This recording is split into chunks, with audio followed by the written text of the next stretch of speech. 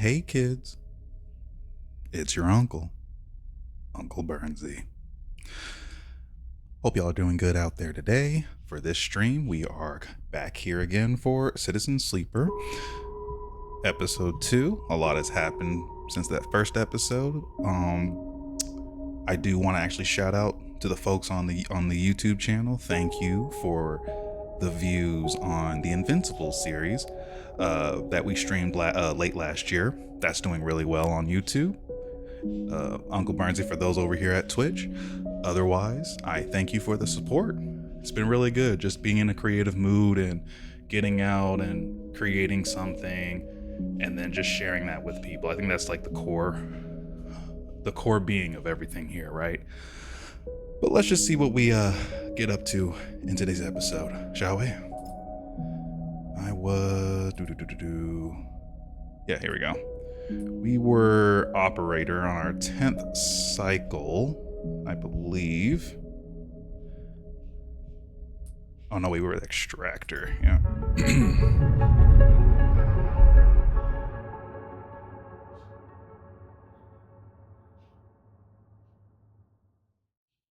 Let me double check because I might have mixed the files up. And where are we at now here? Build the ship mine. Yep, okay. Good. It's getting cold outside. It's got that cold front coming in. It's gonna be very cold, freezing out there. Y'all be careful. Okay, so today, all right, that's right. We still have to make that's right. We have the bounty hunter here who's found us, and we have to pay his tab. I need to work with our boy Fang just to get that tracker off of us. So first we need to go to sleep. That's what we need to do here today.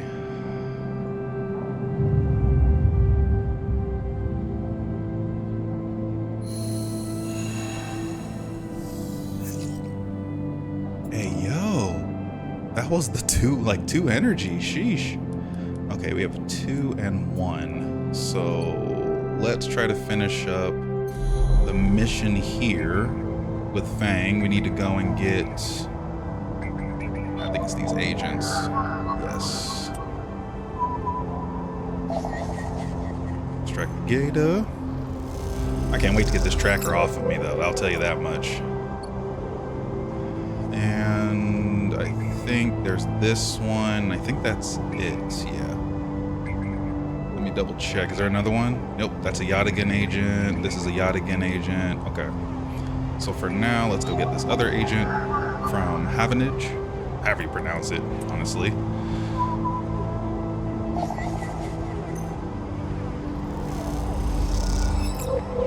Alright, got some data. So we got a cipher granting access to encrypted Havenage systems. We have 2 of these. And encrypted keys. Yeah, here we go. So this is the cipher we need to continue this mission for Fang, which we're basically going after the rich. As usual. The gate flips, you are in. Great. And the hunter is almost upon us again. Let me see. I want to put 1 into the side rail hole, although I don't want to end it. You know what I'm saying? You don't want to end it too soon, I guess. I mean, it's not like it's going to be over, but you know. Dock C4, the rotunda. Oh. Unloading containers as a repeatable action, and buy some scrap. They'll let you buy a few crates, but not much more. Okay. We are... Hack the shipyard and slot the rip. Oh, yeah, we gotta do this. Aha. I forgot to continue. Oops. There we go.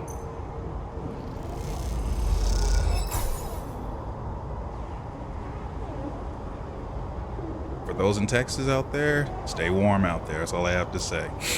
Just randomly. Okay, what else do we have to do here?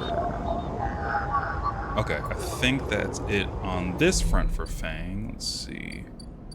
Yeah, And he needs 3 cycles for that. Good. I will probably... What's in the rotunda? Okay. Probably go... Ooh. Dang. Is it already that time again?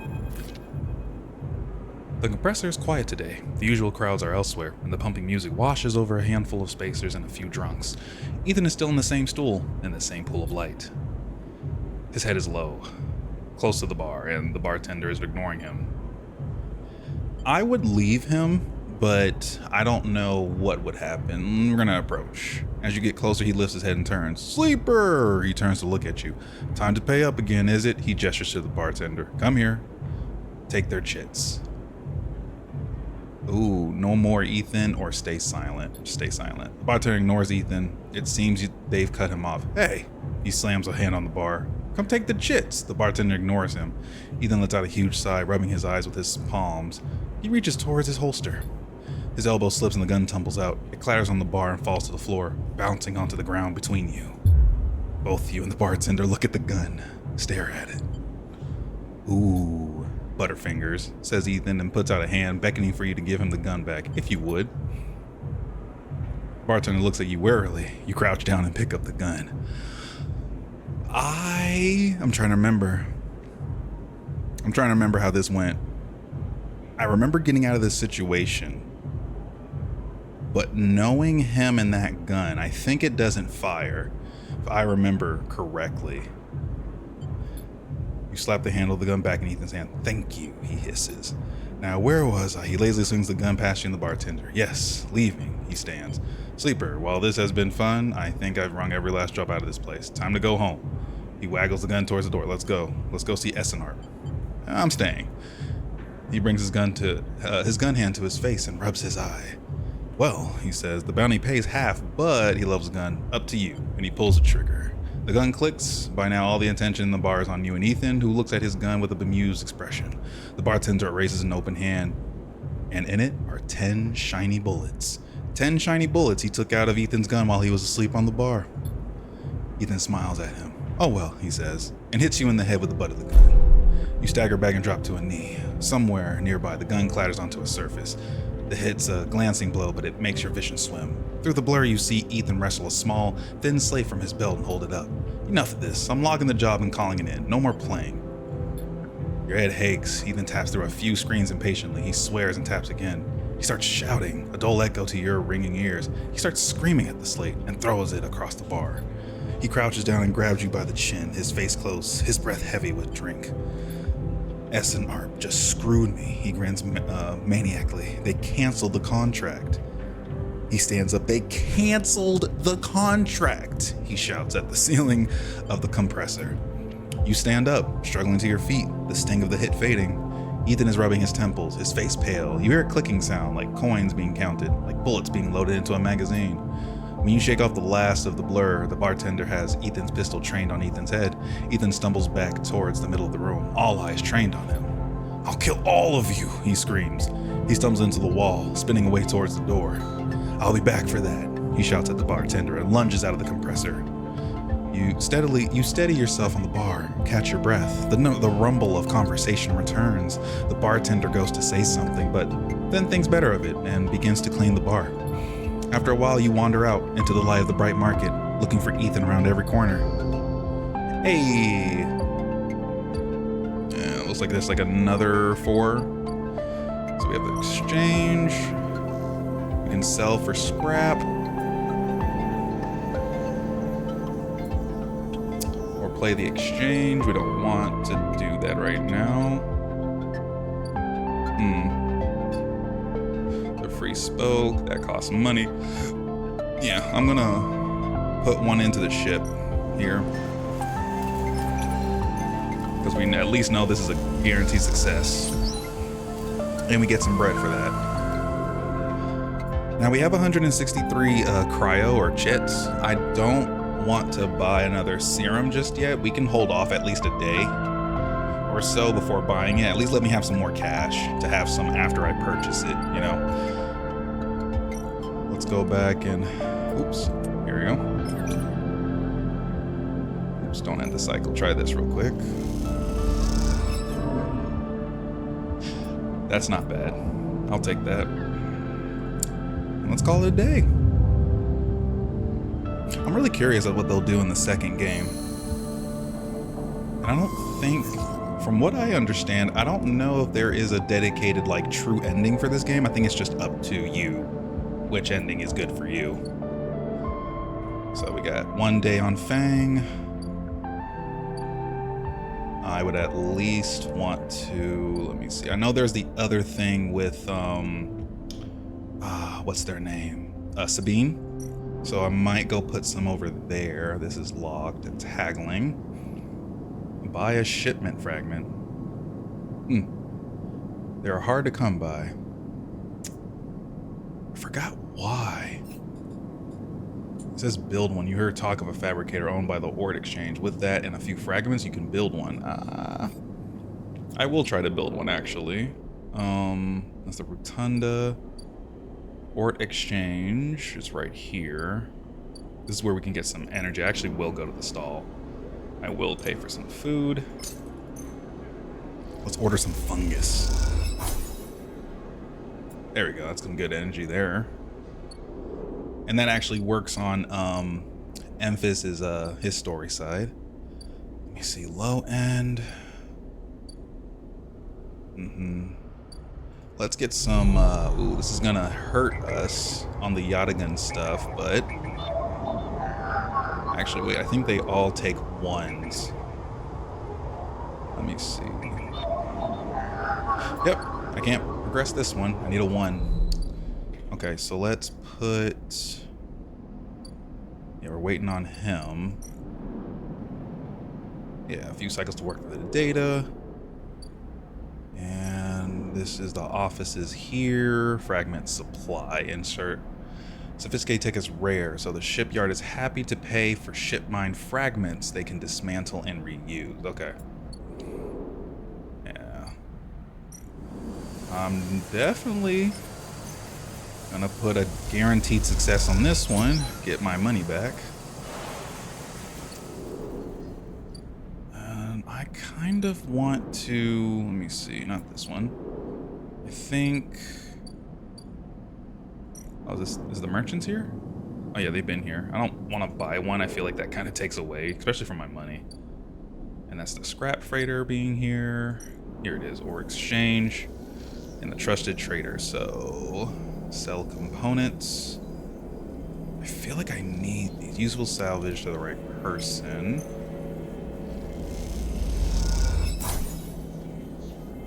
I will actually put, let's say, a 3 here. Ooh, nice. And we got +2. So I can put 3 of these scraps in here, get some money.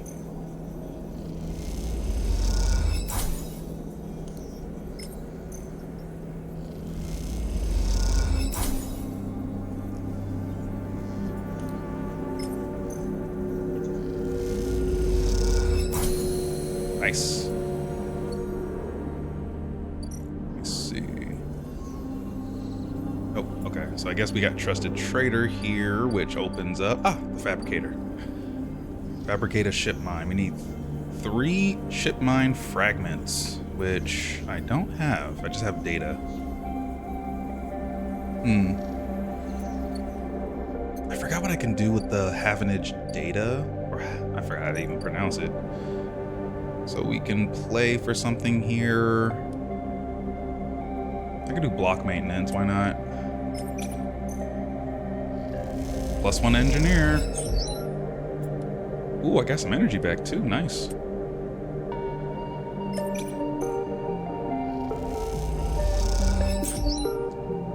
Some energy and low ender, good. New drive. An abandoned housing unit, ooh. What's this? Gather 3 ship mine fragments. Cool. Build a home. Gather scrap at unit. Ooh, this is what I need my scrap for. Darn it. Looks like we might be able to get our own apartment if we get enough scrap.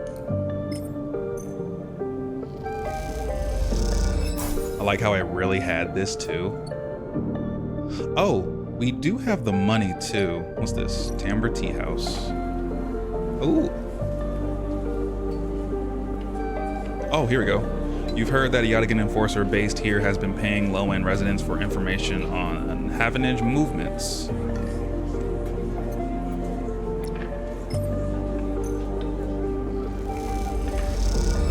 How much do I get from that? Just 10? Well, it is repeatable, so it makes sense.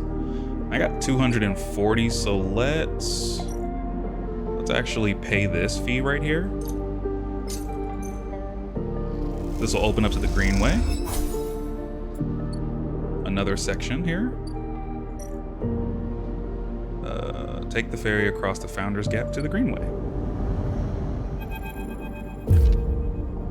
Greenway. As you step out into the passageway, someone barrels into you from behind, sending you stumbling down the corridor. Oh, Eshi, yeah. Oh, if I remember correctly,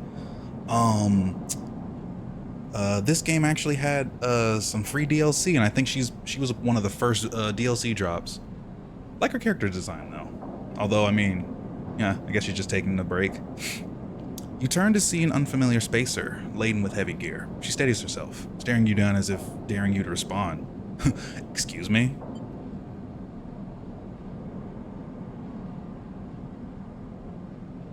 Sorry. She adjusts the strap on her shoulder, holding up a hand in recognition before setting off down the corridor. Oh, Peak. I'm sorry for her. A second spacer smiles at you apologetically.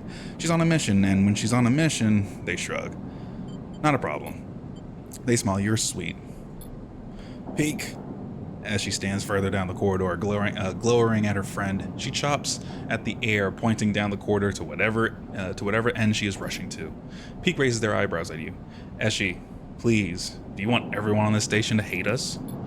Eshi hardens. They want to hate us, they can hate us. She drops her hip. I'm not exactly seeing much love as it is. We're lucky we got through before they set up that damn cordon. Cordon?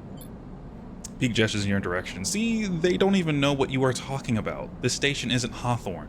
Not everyone has to follow some corporate protocol. She sighs. I'm not saying they are part of the administration. She jerks her head in your direction. But I am saying we need to get these supplies to the Briar before someone starts asking questions. Can I help? Peak smiles slightly. See, Eshi? Help. Isn't that exactly what we need right now? Peak, as she rolls her eyes. I'm just a helpful robot out here.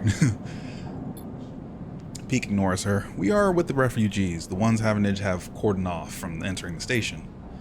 As she interrupts, the ones that are being quarantined in makeshift vessels that barely made it to the Eye to begin with. The ones that your station administrators have called an existential risk and are running out of supplies. While their right to safety is being debated by people with no stake in their future. She quickly looks away, annoyed at her own outburst. Peak sighs. She's right. People are trapped out there, and they turn to Eshi. We understand that this is a big problem for the Eye. Hundreds of refugees and more ships turning up each cycle. They hold up a hand to stop Eshi interrupting, but they turn away. Her burning anger a palpable force in the close quarters of the corridor. They need supplies, and after everything they've been through, the quarantine isn't helping. It's terrible. As she looks back at you, her fierceness fading. Peak, please, as she gathers herself in the supplies. Eshi, we need help. Just like the refugees needed us, we need others too. They smile at her. Peak turns to you. Come find us. The climbing briar is docked at the Broken Spoke, past the Greenway, in the wastes.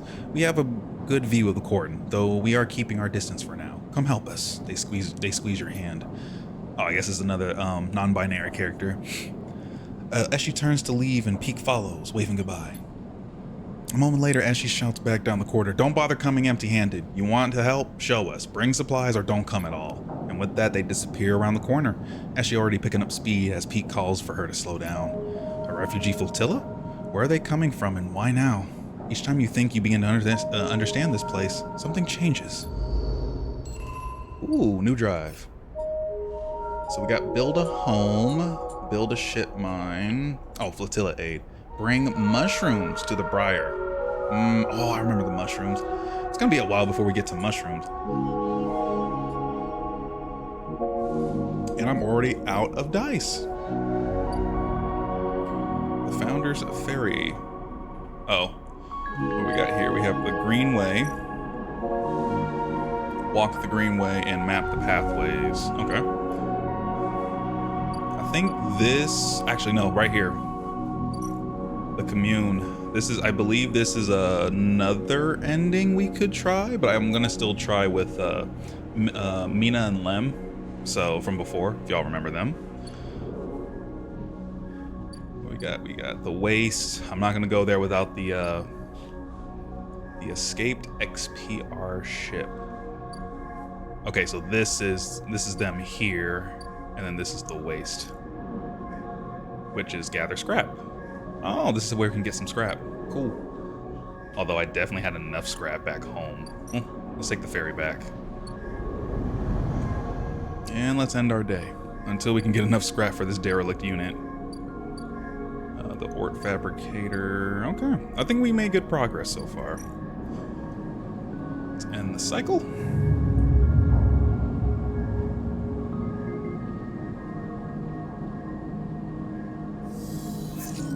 Okay, so we're about to lose. I don't think I have enough to necessarily, let me see, a 2 and a 1. I need the 1, so let's back out.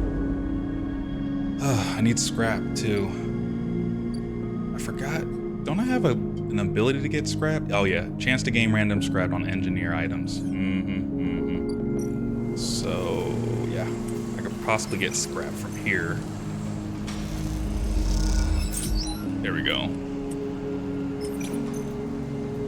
And to get some bread too.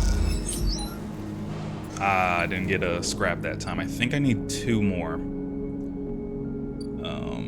Let me see here. I have 120. Can I buy? Yes, I can. I could buy a stabilizer. I think I will pay for this now, just to have it on hand. I like to kind of use it every time we get to 3, because I think at a certain point it doesn't fill all the way out.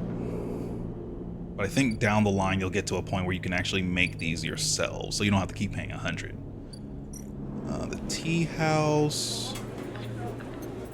Yeah. Let me get some more money here. Okay, cool. So I can get some energy now. What else do I want? That's the free spoke. I think we're almost done on the low end, yeah. And then engineer. Ooh, before I use these, one of these is needed for the agents. Oh, that's a Havens agent. I don't want to do that. Where is the Yadigan agent? There we go. Just need a 1.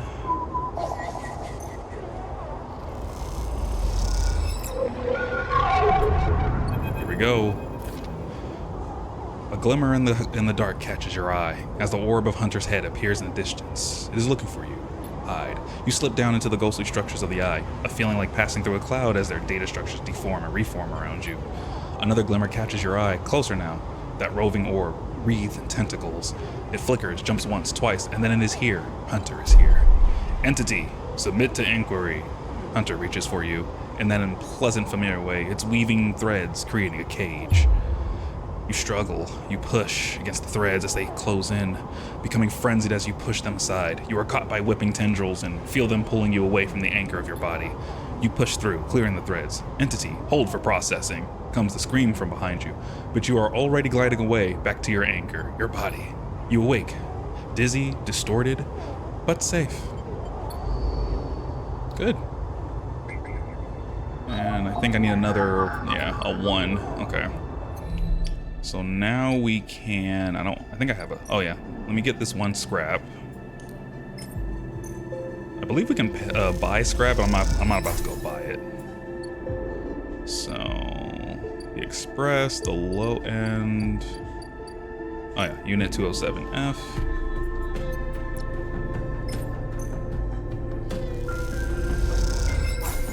There we go. And I have a 2. Where do we want to put this?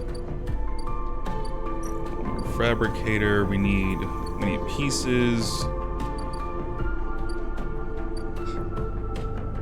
We could use it. Let me see. No. Hack the shipyard and slot the... I already did this though, didn't I? Yeah, we're waiting. That's right. Yeah, waiting 1 day. I don't know why I'm looking at that one. What else do we have? Bring mushrooms, we'll get to that. Extract data, got it. Eat at his stall, I will. Help complete it, and we'll do that as well. Build a ship mine and build a home, okay? We're gonna get some points pretty soon. So at 2, what do we wanna do here? I would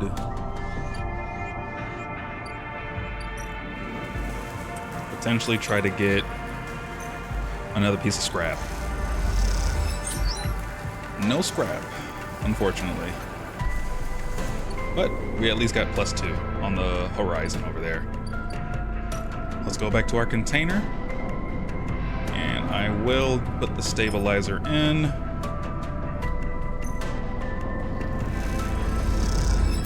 So at least we know we have all of our devices, or our dices. So let's end the cycle. Hopefully we can get through the hunter whenever that comes through.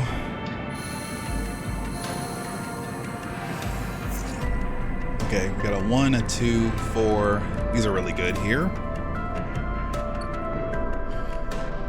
Okay, so we have the story with Fang. We got the hull.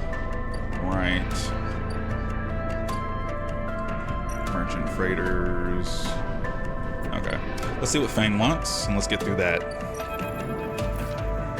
As you arrive, Fang comes striding towards you, taking you by surprise. Let's go, Sleeper. He puts a hand on your shoulder and turns you back the way you came. Let's go, Sleeper. Let's just follow his lead. He steps to the passageway, guiding you downrange, towards the shipyard. Sorry for the hurry, but we have something of an opportunity. That data you ripped? Well done, by the way. He grins. Tells me Hardin is making a rare inspection of the sidereal horizon this cycle. It's the perfect chance to confront him outside of that compound he hides in. Fang takes a sharp turn into a dimly lit side passage. Confront him? That's right, it's the perfect time. Fang slows and slips into a dark service tunnel where, somewhere in the black, a water pipe drips. It's him, Sleeper, the same Hardin Hurst. Our worm ripped out decades of records that mentioned him by name, an entire trail of documentation from the first days of the Solheim collapse until now. He wrote out the whole thing, slipped into Havenage even when it first broke off from the Union. He paces in the tunnel, hand rubbing at the back of his head. I need you to understand something about Solheim, Sleeper. I don't know what you know about the collapse, but it wasn't as instant as it sounds. It wasn't like Solheim was here, running the station one day, and the next, Erlen's Union took power. Back then, Solheim knew this place was slipping away from them. As the Palladium market collapsed, they tried to keep the contractors here working. The pay got smaller, the costs higher. People like my parents were forced to work non-stop just to keep a berth on the station and water in their tanks. Solheim squeezed every last worker until the mistakes, the accidents, were coming in non-stop, and as new waves of contractors came in, desperate to work, Solheim welcomed them, taking bribes instead of checking pilot licenses. The whole time, Solheim was folding up, dragged into court cases in the central systems, while this severed limb of a station still desperately tried to take all it could. The riots came after the collision at Dock 2. A young pilot, his MEV overloaded with palladium, miscalculated his trajectory and took out a section of the ring. Hundreds died. Thousands panicked. My parents told me people were terrified, and the blame fell squarely on Solheim. People like to tell stories about Erlen, how he brought the factions together, spoke to the crowds, turfed out Solheim. Maybe that's true, but my mother, pregnant with me, locked herself in their MEV and welded it to the dock while my father joined the improvised crews trying to seal up the ragged edges of the gap. He never came back. Fang pauses in the dark. They sealed it up though, and by the time they did, Solheim was gone, abandoning every one of us to the black. Apart, Fang finally turns back to you now, his eyes burning, from shits like Hardin. Shits who held their place, rode it out, and slipped into the new structure like nothing had changed, standing shoulder to shoulder with those they had exploited at every step. Fang starts walking again. That's why I can't just let him strut about the shipyard. This time, his past catches up with him. How is he still alive? Clearly don't know much about executives. That kind of power comes with certain benefits. Fang rejoins the main passageway, which is now wide and glass-roofed. Through the ceiling you can see ships in mid-construction, their flanks lit by the flashes of plasma torches. The entrance to the shipyard is ahead. Let's go. Fang grins. Let's go show this shithead some consequences. He strides to the shipyard entrance and pushes through the doors. A web of corridors lead through the complex, snatches of the construction bays, always appearing through windows. Ships are suspended like whale corpses, skeletal, imposing. Fang seems to know exactly where he is going, and before long you cross into a huge dry dock locked to one side of the side rail of the horizon. A network of platforms and scaffolding cling to the ship's hull, filled with workers and equipment. The sound is stretched out by the vast space so that the welding, cutting, and sealing seems to come from everywhere at once. Both you and Fang spot them at the same time, a group walking slowly across a gantry, and at the front, two men, one gesturing towards the ship and the other, stick thin, cleanly dressed, with a shock of gray hair. Hardin. You and Fang say his name in unison, and Fang sets off up the staircase to the gantry, with you following behind.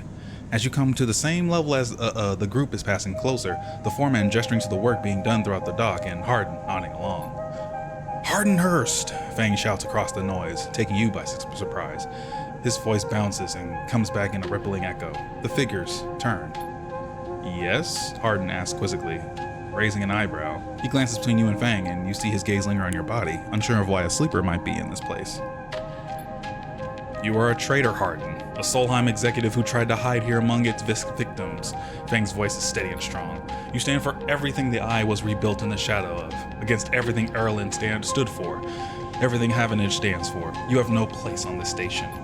For a moment, stillness descends on the group, as if everyone was held in place by the rattle of construction. Hardin laughs. Well, good to meet you too. He glances around at those around him. Some are smiling and the others nervous. You are from the systems branch, are you not? Asks Hardin, inspecting Fang's clothing. Fang turns to the foreman. You need to call your security. This man is a corporate agent. The foreman glances between Fang and Hardin, his hands drumming at his sides. Hardin leans towards him and says something inaudible. The foreman nods.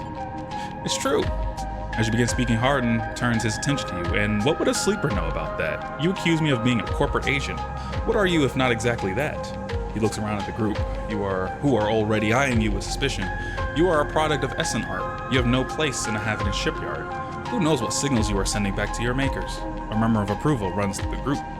Yeah, that's not a good call. But hey, what else can we do? Fang holds up a stick of memory. You guessed right. I am systems, and I have records that link you directly to Solheim right here. He turns to the foreman again. So once again, I'm asking you to take this man into the custody of the shipyard. The foreman remains still. Hardin's voice is calm, measured. If you have such data, why hasn't it been submitted at a members' meeting for proper review? He shakes his head. I have nothing to hide, unlike a man who does not announce his name, who enters my shipyard with corporate property in tow, and tries to turn my own men against me. You hear it now, the echoing sound of boots on walkways coming from all angles at once and then settling behind you. Please, says Hardin, submit the data through the correct channels, then we can talk. For now, however, you must leave. He gestures behind you to the security detail, their hands on boxy black sidearms at their sides. Fang spits, Hardin, you shithead. You can't wriggle out of this one. The security officer draws their weapon and levels it. Fang turns and stares him down. Calm, Fang. You look at Fang, he shakes his head and puts a hand on your shoulder. Let's go, says Fang, and he pushes through security, heading back down the walkway. We're not in a position to fight. Once security has walked you out of the shipyard and nudged you back into the corridor, Fang picks up pace. You try to keep up as he slips into the shadows of an entrance. Fang is greeting Energy here. You know, Sleeper, sometimes people are exactly how you expect them to be. Something pings in his pocket and he takes it out. On the slate, a web of connection starts drawing itself out, stretching to a set of points around the ring. Got him, mutters Fang. What is that? That, Sleeper, is something our worm added to Hardin's personal slate. We are tracking his outgoing messages. Fang's grin looks ghostly in the uplight of his screen. The old ways are best. Spook them good enough and they'll give the game away. He jabs at the slate and you see the web is being drawn over a map of the ring, lines bouncing from point to point. All these dots? These are Hardin's buddies, the ones he is messaging right now, and we are going to find them all. That was on purpose? Of course, Hardin isn't working alone. We need the full set or nothing. Fang glances around and slips the slate back into his pocket. We better split for now, Sleeper. But this is exactly what we need. Good hunting. With a pat on your shoulder, Fang drifts away, back into the flow of people around the shipyard entrance. Watch him go, unsure whether to be angry or impressed. Good job. Gotta upgrade. Dice actions display potential positive and negative outcomes. The Intuit stuff. I kind of want to, I do want to at least like go full out on Endure, so I'm going to hold on to this upgrade point here. So, okay, he's still working. Get to know Emphys, so that's for energy. I will go do that, actually. I have the funds. Where is he at? Here's a stall.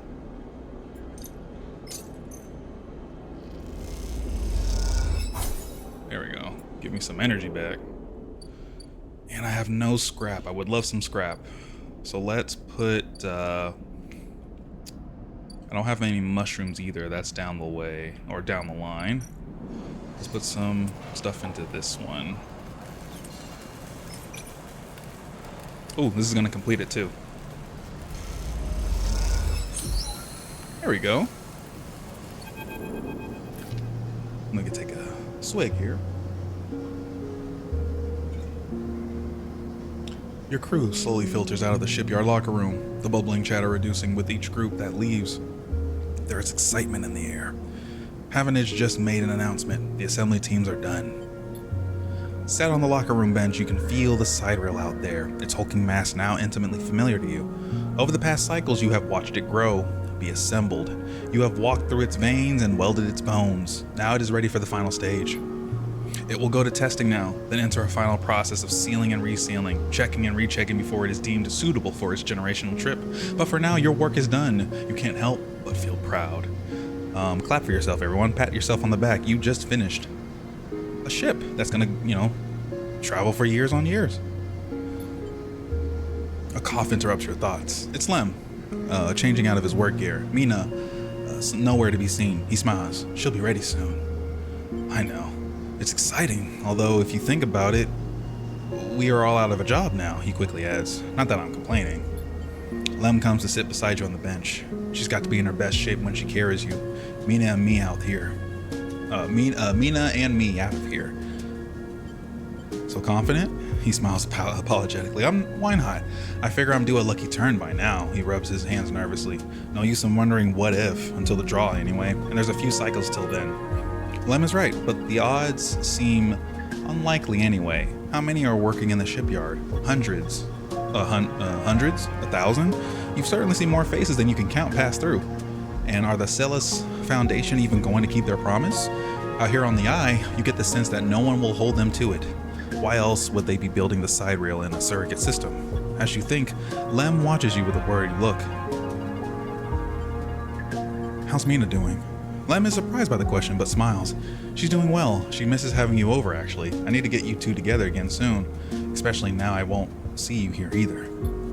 Lem gazes into space. She's pretty stuck on you, actually. She told me the other cycle that she doesn't want to go unless you can come too. You ever been in a thunderstorm, Sleeper? A real big one? Yes. Right, then you'll know. The sound, the smell, the rain hammering down, the whole sky stretched out and bruised, roaring and huge. The place I was born, New Pembroke, a dry old rock in a Conway system, had 2 seasons. One of them was as dry as bone, dusty, ugly. The other one was one long storm, a side effect of the terraforming efforts, they said. Rain used to rattle off the roofs like bullets. It washed the dust away, turned the streets to wherevers. It'd sing us to sleep and wake us in the morning. We'd wait half a year just to see it again. The best day was the one where the first drops fell. Some days I wake up swearing I can hear it again. I was thinking, Mina has never seen a storm, never even felt rain. She's grown up here. The ring, her only horizon, always in the dark. I want to change that for her. You will. Of course. Almost there. Lem stands stretching. Best get back to the little one anyway. With the shift's done, I reckon she'll be happy to have me home for a few cycles. He shoulders his gear. See you in a few for the draw. I'll be there. Right on. He grins and leaves, making you the last person in the cavernous locker room. As you sit, you think about rain, and a little hope creeps in. Is it possible? Could the side rail really take you to a planet, a place with weather, with skies, with life? You get up quickly, before you can think about it anymore. It's too soon to hope. Too dangerous. There's work to be done. Like our tracker, for instance. Okay. 1, 2, 3, 4, 5. Hey, we said a few cycles, not 6. Okay, well, shipyard. Oh, no, wait. So this is the draw? Ah, okay. That's the draw. And then that's the offices. Okay, so we at least lock those up, so we just gotta wait. I want to put some into the rotunda here. So Havenage runs the rotunda and their security watches the docks. Better to avoid attracting their attention, or we can do the dangerous route. Let's do steel dock plans. Ooh, nice. Okay, so we have Kita, and Ankita, I see, who is a stranded mercenary, and we have the bar, and we have a sealed dock, Solheim Docking Bay. Okay, let's check them out. Unlock the Madlock. Will do. That's why I got these keys.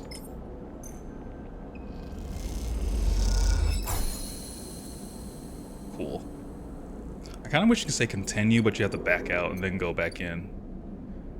Neo Vend. Oh, I think I've heard about this one. This is like a vending machine. I don't think I've ever did this one before. I don't know. Let me see, because I think this opens up another avenue, but we'll see. So overlook the bar, or overlook bars. Let's look into this one.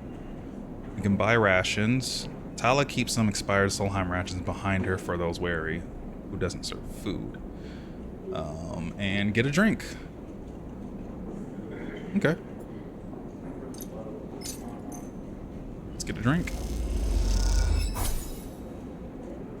And I get some energy. That's what I'm talking about. So this is how we, I believe we start the route to get mushrooms.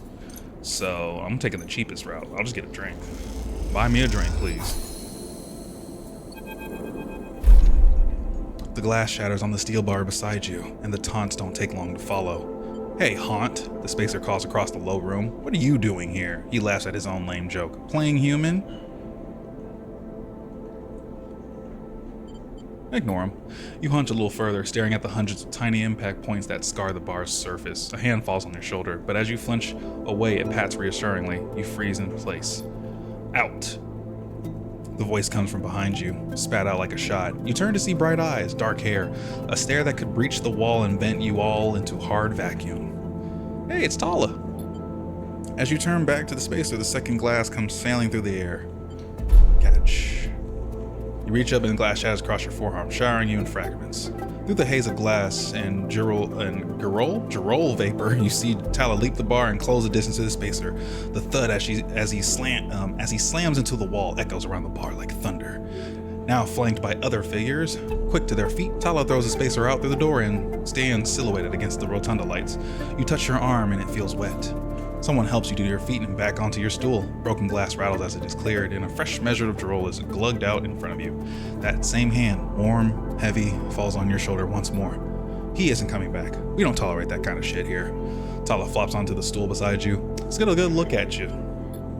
Tala wipes the powdered glass from around the wound, and someone places a bottle of alcohol in a metal tin with tweezers on the bar. She disinfects them and then turns to you. That wasn't an ambitious catch, she smiles, pulling a sliver of glass from your forearm. Stupid, but ambitious. You don't feel the pain, only the string of status messages your body delivers concerning dermal damage and exposed structures. You do feel the care, though, as Tala's bright eyes search your thick synthetic skin for splinters. Watch her. Tala works with the skill of someone who has had to pick glass splinters from the skin of a stranger before. She hones in on each bright shard, all the time tapping the tweezer tips in little rhythms that only she can follow. Tala smiles to herself. So you've been on the eye long? Long enough. She laughs. Hey, you don't need to act tough with me. A splinter clinks into the tin. Not everyone is like that, idiot. We don't all hate you. She glances around. Some of the regulars, maybe they fear you, maybe they're just curious, I don't know. But I do know that the Overlook is a safe place. I know what it's like to be new in this place. Trust me. She meets your eye. I'm not trying to convince you of anything or separate you from your chits. I just want you to know that if you need somewhere, you can always come here. I know the rations we've got aren't much and the company is limited, but if you need work, I'll happily put you behind the bar. And if you need shelter, well, we can discuss that. You'll be safe. I usually have Francis on the door, but he's up in the Greenway this cycle, haggling with our supplier. Francis tends to be particular about what we serve, even if the clientele isn't. She places her tweezers in the tin with a clink. That's you, Sleeper. Here. She slides a glass of Droll to you. This'll help. She stops, her hand still in the glass. Wait, does this help? I mean, can you get drunk? Let's find out. She laughs. Just don't sit here too long. I'd hate to see you become a real regular. She walks back around the bar, gathering glasses as she does, and before long is retelling how she threw that spacer out to a new group that just wandered in, complete with dramatic actions. She gestures in your direction and you instinctively look away, back to the worn surface of the bar. You take a sip of the Droll and the earthy fungal tones fill your senses, almost blocking out sight and sound, like diving headfirst into a bog. You may not be able to get drunk, but this connection to something grown, something fermented, something old, feels good. Hey, there we go. So this is gonna start some story beats here. Let me see, for her, she has a bar shift and then good service. I don't have anything. Wait, is there engineering here? No, it's just engage. All right, let's check out this mysterious machine. As you slip inside the sealed dock, a pulsing light grabs your attention. Among the discarded tubing and rusted plates, a machine flickers with a warm glow. Approach the machine. As you get closer, you recognize the machine's blocky shape, settled into an alcove in the side of the dock. A kind of upright cabinet. It is covered in faded logos and messages, from which you assume it was once an industrial vendor, intended to dispense and manufacture ship fittings and other mechanical parts necessary for the regular running of freight and resource extraction vessels. The manufacturer is listed as Neil Vend, and you remember an advert from long ago, squeezed among all the off-world recruitment drives that assaulted every planet-born citizen, which chirpily sang that name over and over. You wipe a layer of dust from the cracked screen, thinking of those contractors squeezed by their own corporate employers to pay for every bit of minor maintenance on their rented ships. Enter your registration, chirps a pre-recorded message, catching you off guard. You reach for the keypad and something begins whirring. At first it sounds like server mode is starting up, but it quickly becomes a whisper, a whining, then a multi-tonal voice that emanates from Neovend. Entity, they hiss. Speak with me. Who's there? There is a squeal, almost like some strange mechanical swallowing or intake of breath, before the machine speaks again. I have need of you. You have need of me. That squeal comes again, and you see that it is the 3D printing apparatus in the upper part of the machine resetting into place, so that each time the servos can be orchestrated to produce that whirring, whining voice. You are in danger. Are you the vending machine? The squeal shows this vessel for its seclusion. Please listen, the machine creaks. You are marked for deletion, entity. Hunter tracks you. The screech rattles through the empty dock. You remember the strange head, the figure, the threads closing in. Hunter. The Hunter protocol. They taste your signature. The sudden whine sets your teeth on edge. You have seen them. This is the gift of an emulated mind. You close your eyes and the skeleton of the station starts to thrum. Emulated minds are adaptable, move where neurons cannot. The mechanism resets, but emulation makes you a target. Adaptable? Yes, you can move through networks, clouds, hardware, software. It whines, but you cannot hide there. Hunter is there. The servos shudder, the vending machine's casing as they reset. Hunter searches for me also. Hide in this machine. You looked at the ruined vending machine, an unusual hiding place for sure. Can counter Hunter, but need entity outside machine. The light flickers. Need you. A screen attached to the vending machine with a swiveling arm comes to life. It displays a flickering map of the station, ghostly, threaded. The cloud points along the rim glow in deep red. Hunter is always gathering. Too much data. Must build nest. Masters are gone, but continues hunt. Bring this data, raid its nest. The masters? Station builders, Solheim. The machine rumbles impatiently. Long gone. Their protocols still haunt. Bring offerings. Save self. it says pointedly. Mutual need means friends, they conclude, tired of the conversation. The whirring amplifies and then suddenly drops. As mechanisms within the machine click back into place, the glow fades and you are left stood in the dark of the sealed dock, that whirring voice ringing in your ears. Okay, that's weird. Got a new drive. We got free Neovend. Extract hunter data for Neovend. Okay. So what would that hunter data look like though?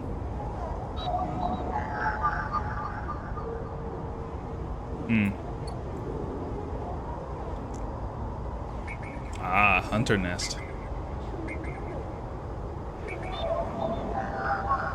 Oh, why not? I have a 2.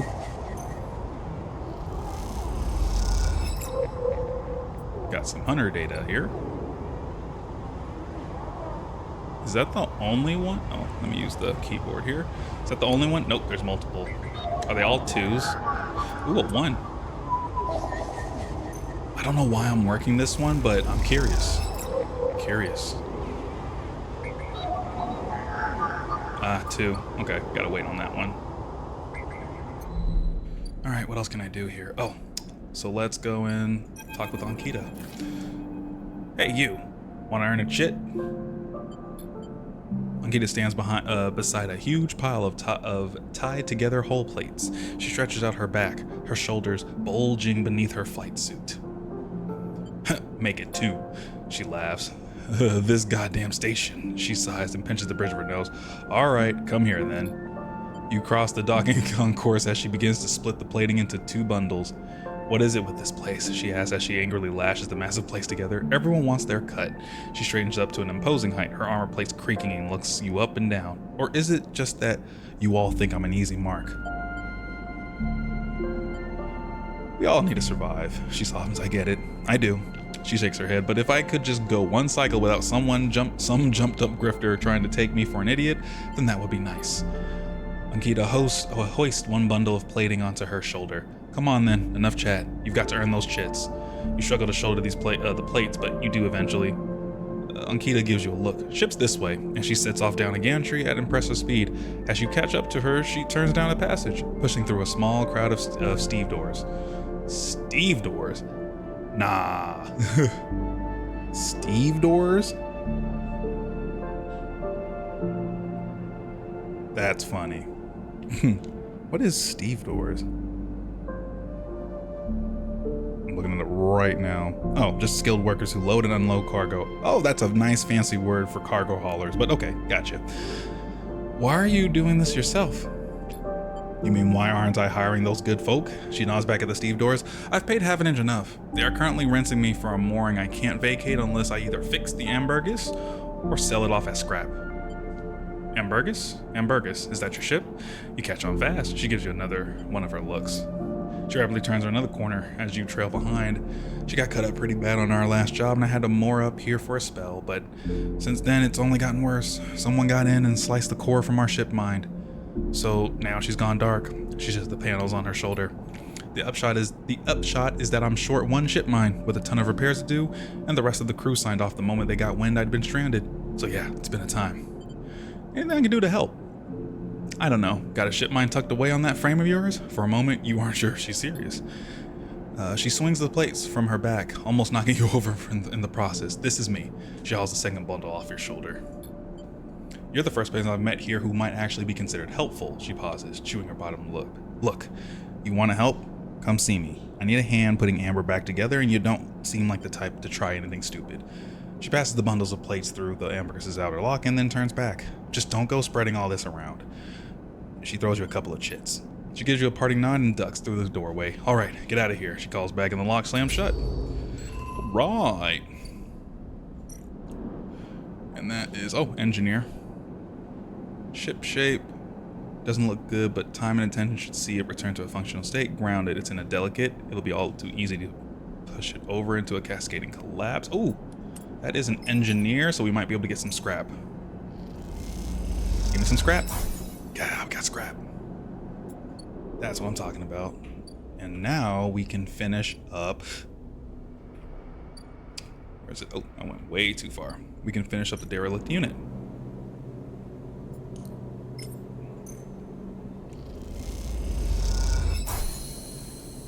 Nice. That should be it. Ah, seal it now. With all the materials, the unit now needs sealing, section by section, to be usable. It's a laborious task, but the outcome is worth it. And that is endure a bit. Cool. And we're topped off on all the energy, so let's go to sleep.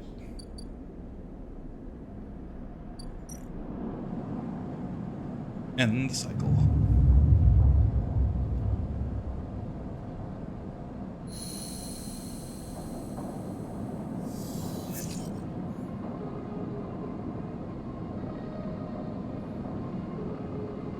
Noise. It's the next day.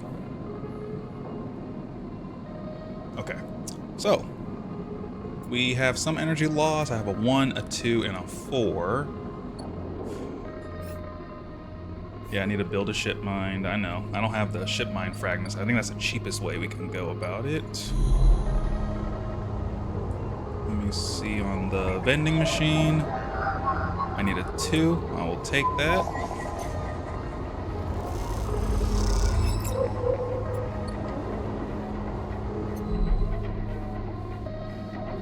So we finished that one. There's the bar we have to think about too. We got 2 more cycles until that goes. Moving. Celos are apparently going to start moving the Cyber Horizon to the hub soon. Ooh, nice. Empty container, Fang's Bay. Okay, what else we got? So we can help her out. I know we can put some time into sealing the apartment and the low end. I'm just trying to see what else we got here. I actually might pay for this energy. I think this is going to be good here. If I remember correctly, his is like a complete side mission, but it's really worth it to at least use him for energy and stuff like that. So, little tip there. What have we got here? This is just for, yeah, got some hunter data.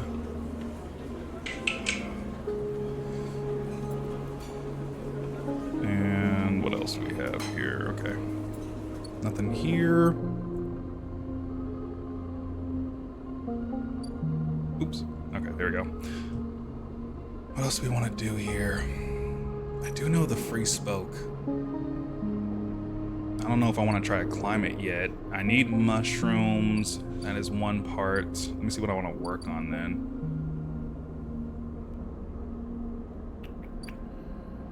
Could help out on her side bit. I mean, we have nothing but time here, so tracking them and fragment supply. So a ship mine fragment. I forgot where you get those from, to be very honest here. The bar, or I can buy rations or have a bar shift. Yeah, let's do a bar shift. I do want those mushrooms at least.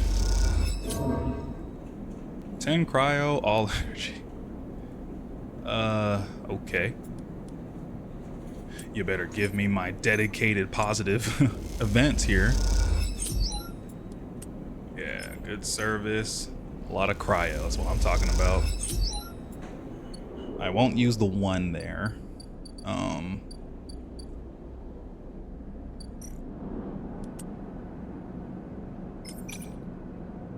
It could be negative. We'll see. I got nothing else to do. Ooh, nice. And I got some scrap. I will take that. I will take that. And this will be it for the day. Oh, wait. Nope, actually. Shipyard, side rail. Is there any other... Hang on, let me see. That should be all of the hunter, right? Let me do that tracking on real quick for that one. Okay. Yeah. Okay, so let's get through this.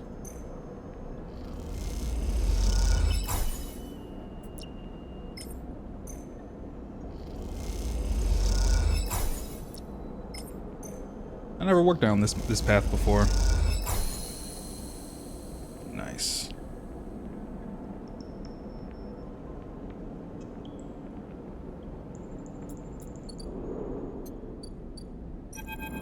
What you got to tell me about a vendor or a vending machine? It's thrumming with excitement. The movement of the servo motors rocked the vending machine back and forth at unsettling angles. You wonder, if it fell over, would Neoven be able to get back up? Sleeper entity. Become the machine! I know. Appreciate it, Big Layup Jobs. It's funny because I never went down this path, and low-key we were kind of working on the what was it, the Mina and Lem's story with the colony ship, so I might be tempted to go down this path, but who knows? We'll see. I'm just curious. Sleeper entity! Comes the hiss. Your data is good. Across the face of the vending machine, raw code scrolls at an incredible speed. Hunter is isolated, disconnected, unstable.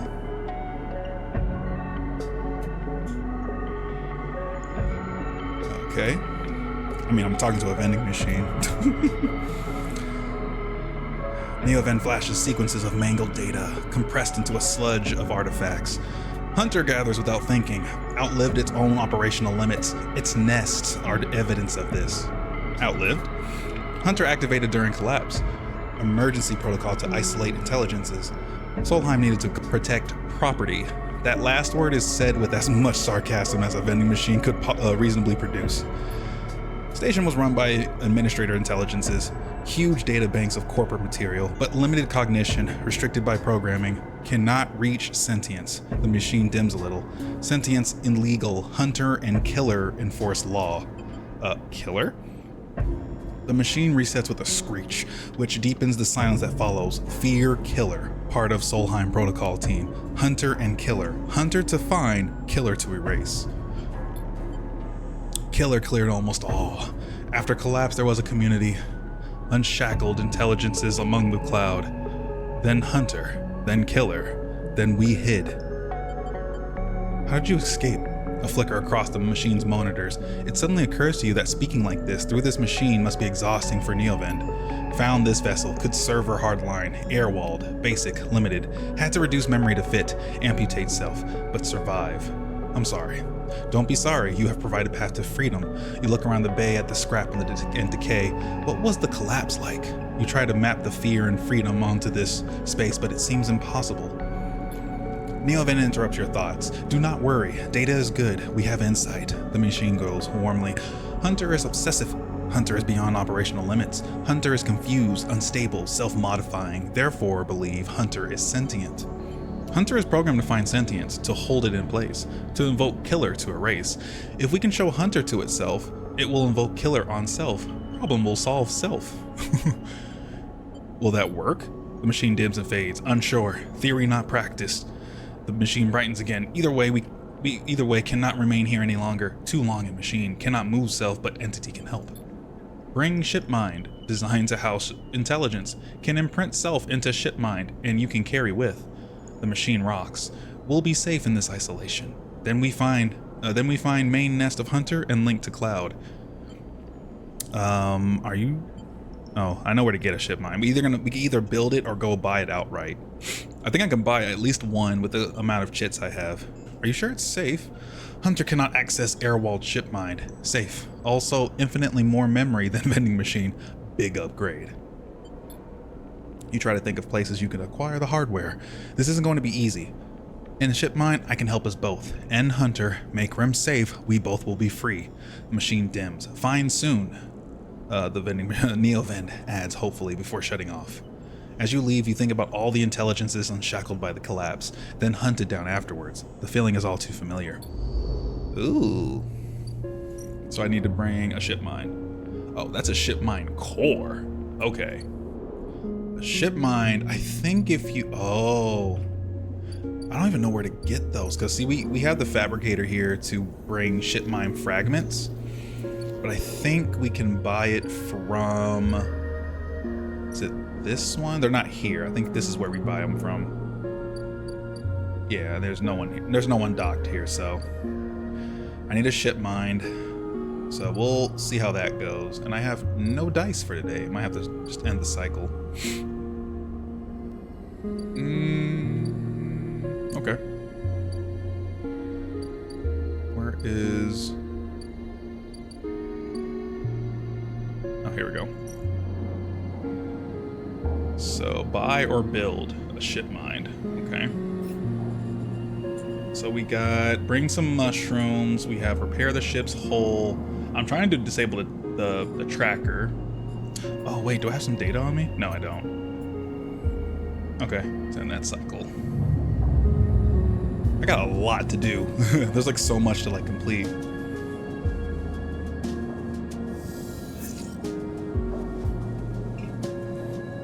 Oh, that's not a good roll. Okay, so we at least have a guaranteed success roll somewhere. How do we want to do this then? I do want the mushrooms, so we're waiting on Fang here too, so what else we got here? Overlook bar, let's go in here. I would like a guarantee, actually back up real quick. Don't I need to get the Yatagun files? Yes, I do actually. Yeah, here we go.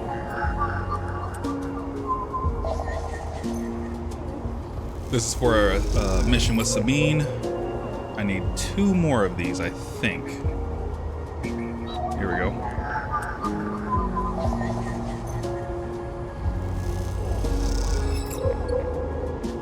Okay, I gotta be careful here, because Hunter will get after me if I do one more thing here. Derelict unit. Oh, and I can also start to seal up this apartment too. It just sucks, doesn't it? So much to do. So much to do.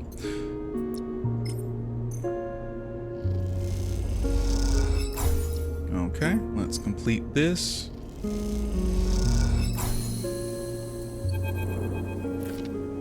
As you turn away from the terminal, the final cache of Yatagan data uploaded, the air crackles with white noise. Sleeper? Sabin's voice, weaker than before, comes through the haze. Sabine? A sigh of relief comes through the layers of noise. The call must be coming in from somewhere on the station. This has to be short. I don't know if Yatagan are monitoring me. Their voice is hushed, distant. You try to focus on it. The data you've been bringing in from Yatagan agents, there's something in it I don't understand. A shrill howl rattles through the signal. This data is all gleaned from their implants, records of integration with their nervous systems, performance analysis, error rates, usage data. I installed many of these implants and I didn't enable any of this functionality. Their voice dips under the level of the noise like a swimmer slipping beneath the water. You listen to the waves for a few seconds before Sabine re-emerges. Has to be somehow baked into their wetware's interface, and that's not all. The systems compiling this data are connected to some kind of transmission protocol. It's being broadcast. Wait, why? Every Yatagan enforcer is equipped with black market implants, retinal enhancements, adrenaline boosters, pain suppressors. Sounds very cyberpunk there. These implants are gathering data on themselves, on the enforcers' bodies, on their performance. Why? I can't tell. But I can promise you these foot soldiers have no idea this is going on. The background tone switches, dropping to a grainy rumble. If they knew, I don't imagine they would be happy with the situation. Yatagan could have a mutiny on their hands. You lean toward the terminal, straining to listen to Sabin's faint voice. I need a few cycles to pull this all together, but this might be the information I need to pressure Yannick into releasing my dead. Yannick? He is one of the heads of Yatagan. They pause. It is better that you don't know him. Keep it that way. Suddenly a banging echoes through the call. Sabin's voice is suddenly whispered, panicked. I have to go. Come back in 4 cycles. Then the sharp crack of a disconnect, and silence fills the apartment. You step back from the terminal. What does Yatagan have to gain from monitoring its own members? You try to recall what you know about the gang, but you have little to go on. You think of Toshiro, Sabin's minder, his mirrored teardrop implant set below hard eyes. What data could they be gathering? And more importantly, where are they sending it? You reflexively rub your forehead, trying to think. Can you really trust Sabin? How did they come to Yatagan's doctor in the first place? You think of their kindness, their care, but also that glazed look of recognition that they gave you when they first met you. That look stays in your mind as you slip back out of the apartment, glancing around as you close it up and drift into the corridors of the station, unable to shake the unpleasant sensation of being observed. They're watching. Okay. So that's good there. Looks like we got 2 cycles before this one goes. No, 3. Cool. 1 more cycle for this. That's the drawing for the colony ship. And 2 more for this one. Okay. I do want to help her out here, though. Let's just try to get it. Nice. I think I'm going to fail this one because it's always 50-50. Hopefully it works. Ooh, and this will finish it.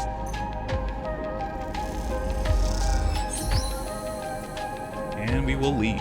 I'm gonna also lose one here, but that's okay. Good, we got another cutscene. The Girol, or Girol, I'll just say Girol for now. The Girol slides from the bottle into the lumpy recycled glass, a pale grassy yellow. Under the Overlook's warm lights, the spacer nods and takes the drink, bringing it up to their face in both hands like an offering bowl. This is the good stuff, the stuff Tala says is aged in wooden cask, stored in some closed-off part of the station, among the corroded wires and softly looping systems. Though sometimes it is hard to tell if Tala is joking. Either way, you like pouring this stuff. It gets on your fingers, and if you rub them together, you can smell the mossy drink, cut through with aniseed, mushrooms, wood, as the alcohol evaporates. You like those who order it too. The aged Girol's kept beneath the bar, open to order only by those who know it's there, like the quiet spacer sitting at the bar right now. I'll busy myself. You pull a rag from your overalls and wipe down the bar, the droll smell lifting, then disappearing into the stale station air. The Overlook is quiet this cycle, the salvagers busy offloading, the regulars likely at the Ort Exchange or queuing for work at the Havanage shipyards. You are in the right mood for a quiet shift. Some cycles drag along, the Overlook empty and claustrophobic, but this one has caught you just right, and in this moment, some kind of calm has descended as you tinker away at the bar, lining up the bottles as your thoughts expand to fill the space. Suddenly you hear a heavy clunking at the door. It creaks open and a huge, cylindrical metal tank tumbles through, slamming into the floor. Shit. Tala breezes in from behind, a whirl of hair and bright eyes. Shit. Tala? Sleeper! She ducks behind the bar and comes over. Can you help me with this? You look at the huge metal tank suspiciously. I'm coming. You come around the bar and you get to one side of the tank. Okay, on my count. 1, 2, 3. You both heave the tank up to standing. Somehow, you hold it in place, struggling to keep it steady. Where's this going? In the back, comes a voice from behind the tank. Somehow you manage to lug the huge thing into the back room, where you place it in one corner, dwarfing the rest of the contents in the cramped space. As you do, you hear a crunch. You stand back and look at the expired rations oozing out from under the tank. Oh shit. Tala looks at you apologetically. I know you liked those. It's okay.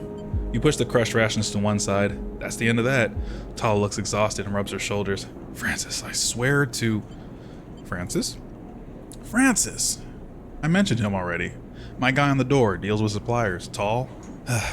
He was supposed to be back from Etienne's up in the Greenway by now, back with our Girol. She leans against the tank. It seems like he's got lost again or joined the Haifa commune. We need that Girol. There's 4 other bars near here, and the spacers sure as hell don't come to the Overlook for the ambiance. She looks at the open door to check if anyone can hear her. She knocks on the hollow tank, so I'm taking matters into my own hands. She smiles. Welcome, Sleeper, to the Overlook Distillery. You look around the dank back room. You must be joking. She gives you an unimpressed look. Where's your imagination? This will work. I might need some help, though. She shrugs. You up for it? She knocks on the tank again. Could be fun. Happy to help, because you've been helping a brother out. Okay, she grabs you by the shoulders. I'm excited. She turns around and looks at the tank. I reckon we chop this thing in half. One half for fermentation, the other we turn into a still. We'll also need to gather the ingredients. She turns back and looks at you. You look more like a chopper than a gatherer. So how about you build the still and tub while I work on the rest? Oh wait, Sleeper, I have an idea. She's grinning now and is making you nervous. To make up for the rations, how about we put a kitchen in here too? Will it fit? We'll make it work. She turns back to the tank. This is going to be great, she says to herself. You look at the dented tank in the bare room. At least she has a vision. Tala nudges you to the back of the room and closes the door. Or out of the back of the room and closes the door. As you go back to the bar, you hear the banging and thumping again. The spacer finishes up their drink and nods in your direction as they leave. You can't quite tell if it's a gesture of sympathy or good luck. So much for a quiet shift.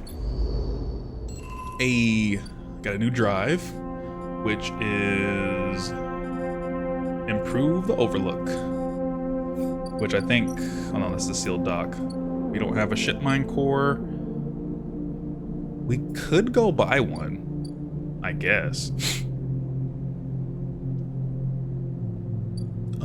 The Overlook bar. Do I get paid? I think so. And a bar. Oh, here's where you can get paid right here. Okay, well,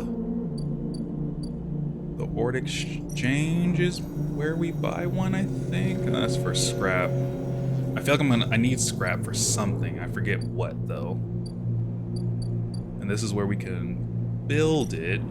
I don't remember where we can get ship mine fragments from. So I do want to go to this stall.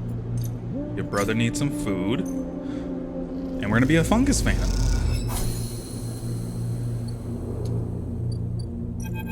For my boy Emphas. Sleeper! Emphas calls out to you, a booming voice that echoes through the corridor. So this is like the guy that's all about like, he'll feed you some good food. I mean, look at that stuff, right? Look at those ingredients. And he likes stories. Tell me a story. He throws a handful of chopped mushrooms into his wok, the fire leaping up to meet the oil. I see you. Cycle in, cycle out, but we never speak. Tell me a story. What kind? Any kind. He pauses to drizzle something from a plastic bottle into the wok. But one of yours. He looks up at you. Nothing stolen. You pause, the spice is rich in your nostrils, and think about the kind of story you'd like to tell Emphas. You look at Emphas, the listener, and imagine he has heard it all before. Perhaps he would enjoy a strange story, something with some spice. Tell him about your dreams. All the sleepers, you tell Emphas, had dreams.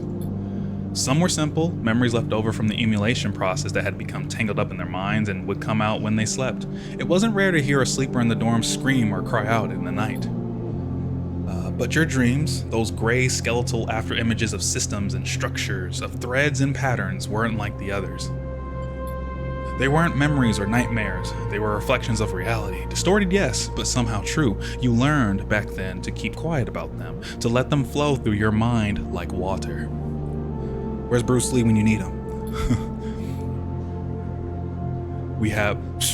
You say spicy dreams. This is like... I say this is torture, because just to like reiterate, sleepers are basically company property. They basically make a copy of your conscience, some of your memories, and they place them in a, I would say a cyborg body that you can still eat and drink. And you have the power of photosynthesis to gain some energy too. So hey, there's that as well. But the fact that you get stuck with previous memories from the previous, like from the original, and it could either be like a horror story or it could be something happy. Yeah, I don't know. That's that's pretty spicy, you know, with some cardamom or something. But anywho, now your dreams colonize your waking life. They slip behind your eyelids with every blink. And now you understand they aren't dreams at all, but some process of interfacing, of speaking, of living in another world that flows through this one like smoke through the air. Yeah. Oh. Yeah. It's basically like the cyberpunk, not the game, but basically the whole theory, right? It's a body that needs, like for instance, I need a stabilizers to stay like fully stable or to have my body condition stay up. But if I get away from those sterilizers, the company will just say, well, why not destroy yourself so that no one else can have it? I think Metal Gear Solid with Snake being a clone of Big Boss. Especially he carries a virus that's supposed to kill Big Boss. It's really it sucks. It really does suck. Like, it sucks. You tell him that you do not know if there is a reason for your dreams.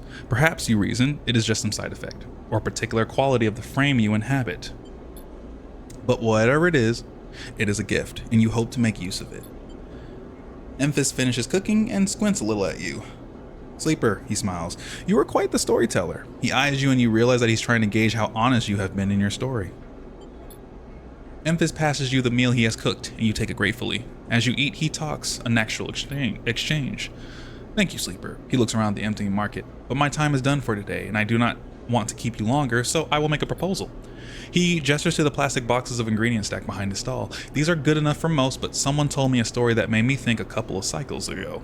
They said that across the gap, in the Greenway, fresh mushrooms grow.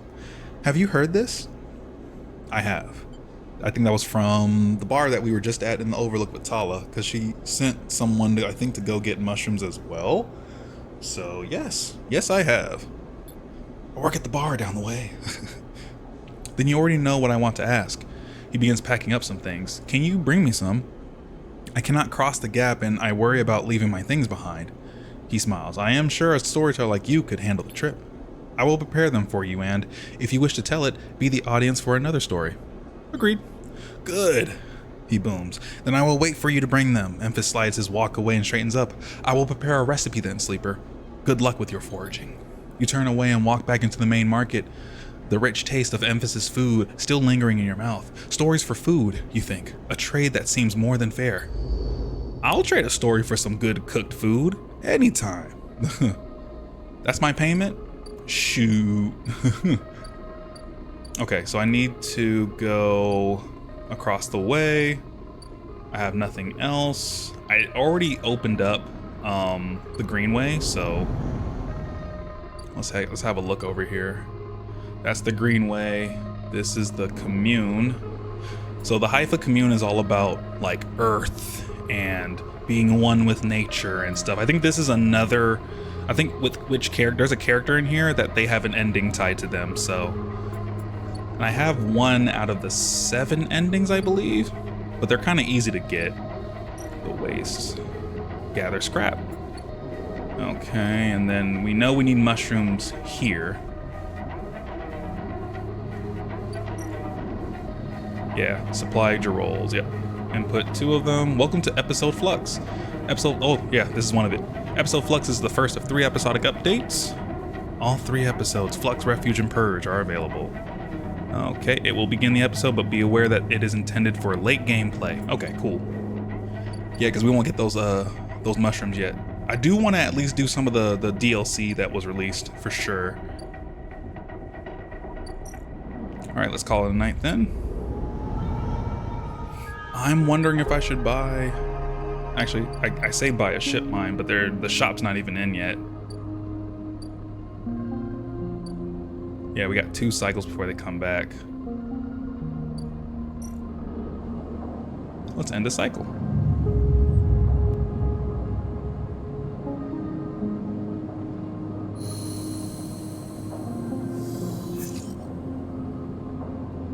Okay, not bad.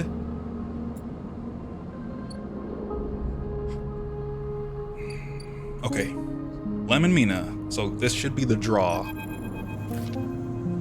The crowds have already gathered by the time you get to the shipyard, and you recognize faces among them, people you have worked alongside on the side reel.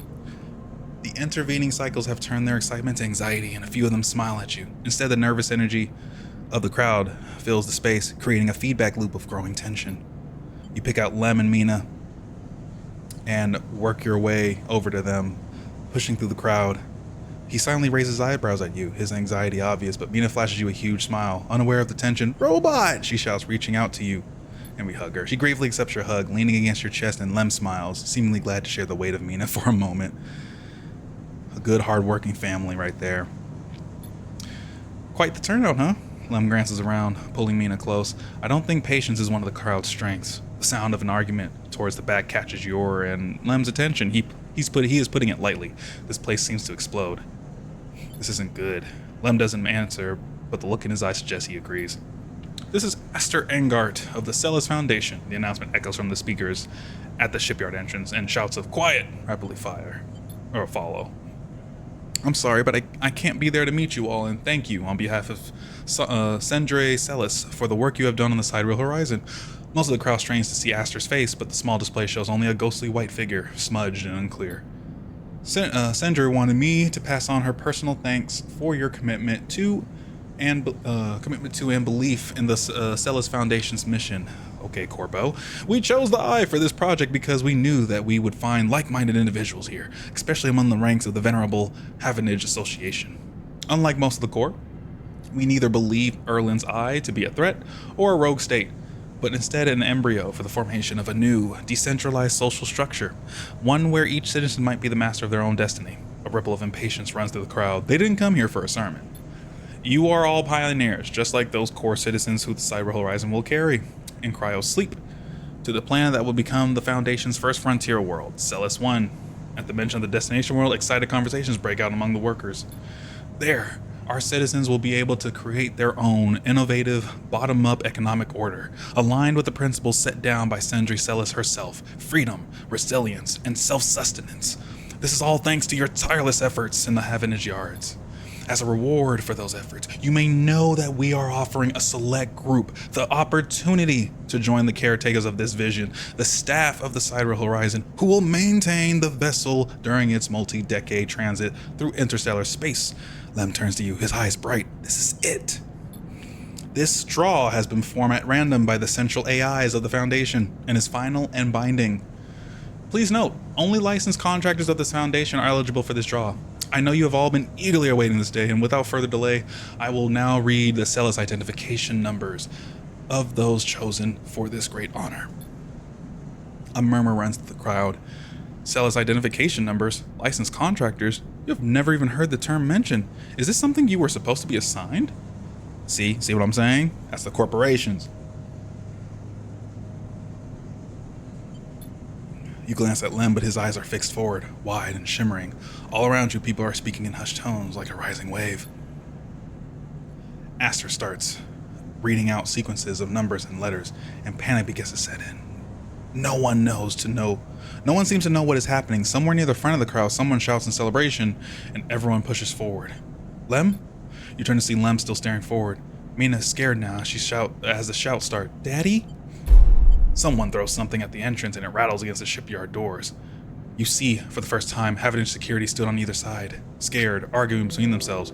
You feel the anger rising in the crowd. Ooh, this is interesting. Okay, let me see. Try to leave. You start pushing backwards through the crowd and it folds past you, filling the gap. You left. You look back and Lem is still staring at forward, transfixed. Lem! I'm gonna grab him. You lurch back through the clouds, shoving the angry workers aside, and grab Lem by his arm. Lem blinks rapidly and then turns to you. He opens and closes his mouth and looks down at Mina. He sees the fear in her eyes and understands. It's time to go. You lead Lem and Mina out, shoving people aside. As you do, you hear the sound of scuffles emerging at the front of the crowd, of metal canisters bouncing off the shipyard walls. You keep your head down and walk away, the sound of Aster riding off the ciphers echoing above the chaos like some strange mantra. When you turn to Lem, there are tear tracks running down his cheeks, and Mina is sniffling into his jacket. You feel a sadness rising in you too. They screwed you, screwed all of you. You were never even on the list. The feeling is as unpleasant as it is familiar. You stare ahead into the tunnel as the security sirens sound out, a signal for the coming violence.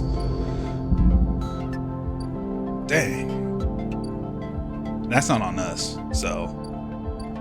That's the offices, and it looks like we gotta wait. Oh no, they're moving it. Oh wow, look at it. That's cool. Okay. One more day for Fang. And we can help her out. What else we got here? Here's a dock. The Ort Exchange. I can sell stuff. I don't want to sell this scrap yet. I might need it. And this gives us money. I don't want to do that either.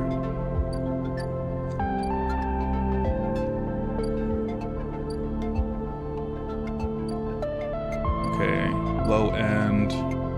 There's nothing really here in the low end like that except for playing gambling or block maintenance. Oh, yeah, let's do that one. Let's finish this one up at least. What?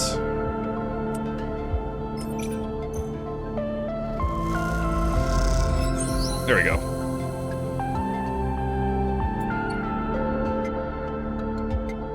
Ooh, caster, curious data fence. Nice, okay.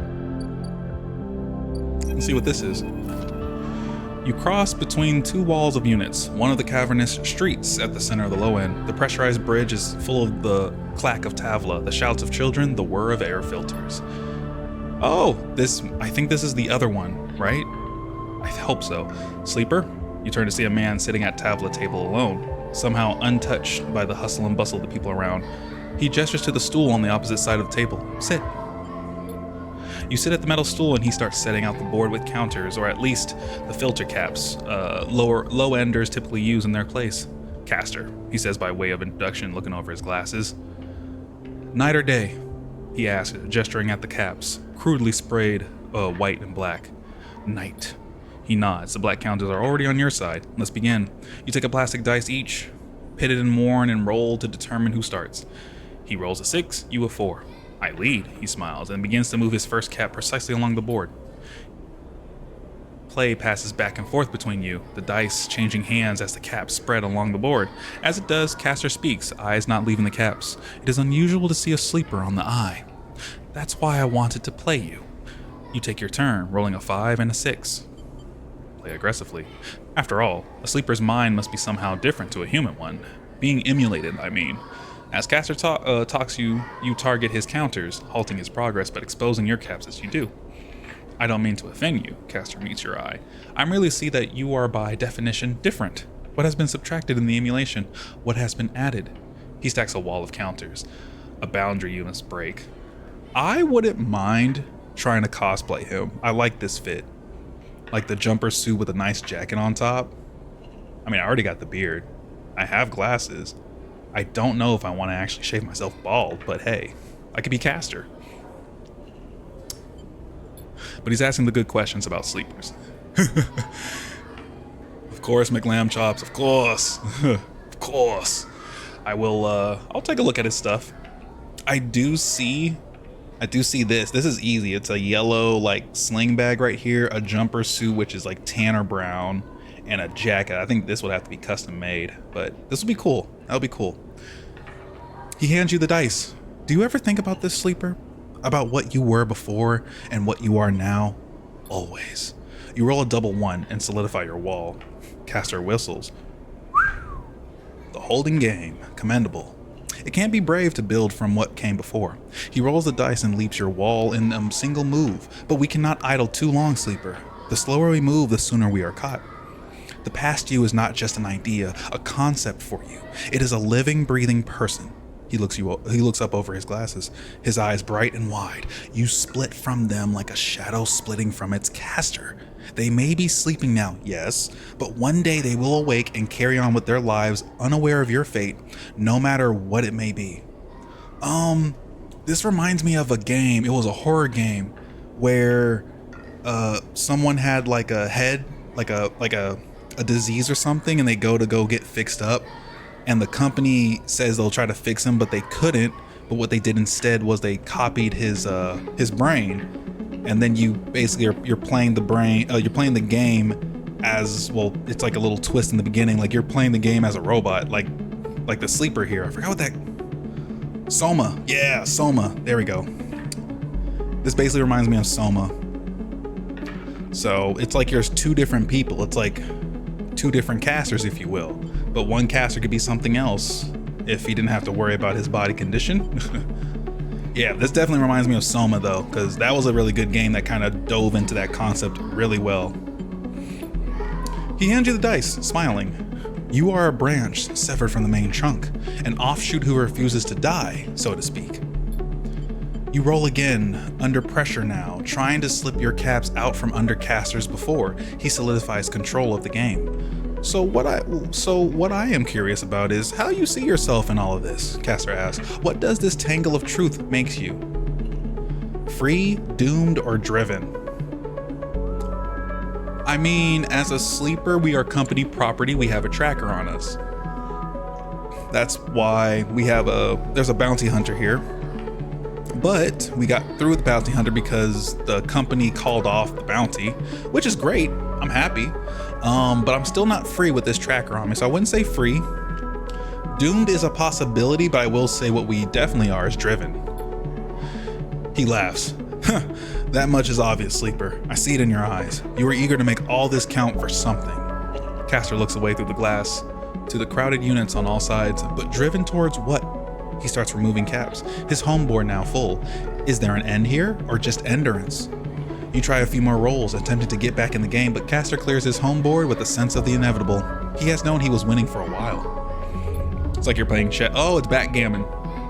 I've not played backgammon before, but yeah, that's basically backgammon right there. I feel I may have pushed too far. He slides another cap from the board. I apologize. My curiosity has a habit of getting the better of me. You roll to return a cap to the board, but all the spaces are blocked. Caster clasps his hands apologetically. You play well, really. Your weakness is not your game. He smiles warmly. We have much to learn from each other. He slides his glasses back up his nose and sits back. I feel we could share knowledge, ideas, perhaps even data. His eyes glint with that last word, to our mutual benefit. He slides his final cat from the board. It is over. He has won. I'll see. Please, I don't want to make you uncomfortable. He holds up his palms. My intention is only to help you endure here, and if I am able, feed my curiosities. The game over. You notice the bustle of the walkway once more, the call of the children, the deliveries, the arguments and reconciliations. They wash over you as you stand and leave, Caster nodding goodbye as you do.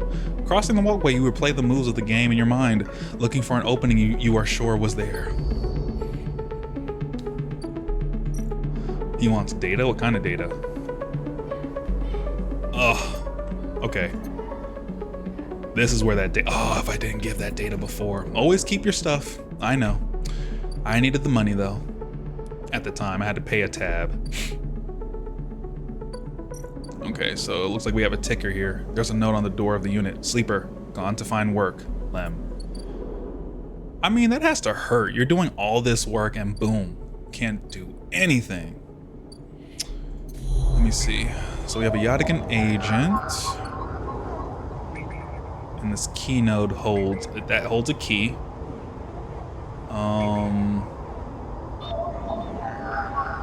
Yadigan agent. I don't think I have anything to actually get any of these now. Yeah, 2. Key node for a 2, of course. Okay, can't get any of this stuff. So what can we do with these last 2 dice for the day? Because at least we'll continue the story tomorrow with Fang. Well, the next day, I mean, the next cycle. The offices, this is where I was selling data, data and scrap. I can help her out with her ship. You need a ship mind. And the bar. Oh yeah, we were working on the bar here. Well, let's work on both of these then. Do I want to work on this one or help her out? Oh, I forgot I can turn the camera. Oh, that's nice. Oh, I don't know why I didn't do this before. This is a lot better. This is so much better. Oh my gosh. Wish I can zoom out. Trying to see if I can zoom out. Nope. Look at that. I don't know if I would want to live on this. Okay. So, do I want to help her out or help her out? At least we have progress here, so we can work on this one.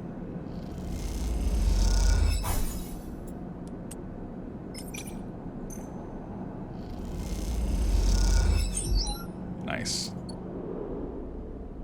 Oh, I do have that other house, but I don't know. I'm just kind of working on certain things here. And... oh, we already lost 1. That's okay. End the cycle.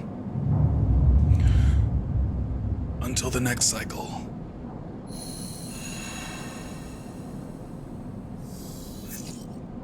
Dang. Okay, we got a 1, a 3, and 4s. Okay. Can I get some food? Yes. Good.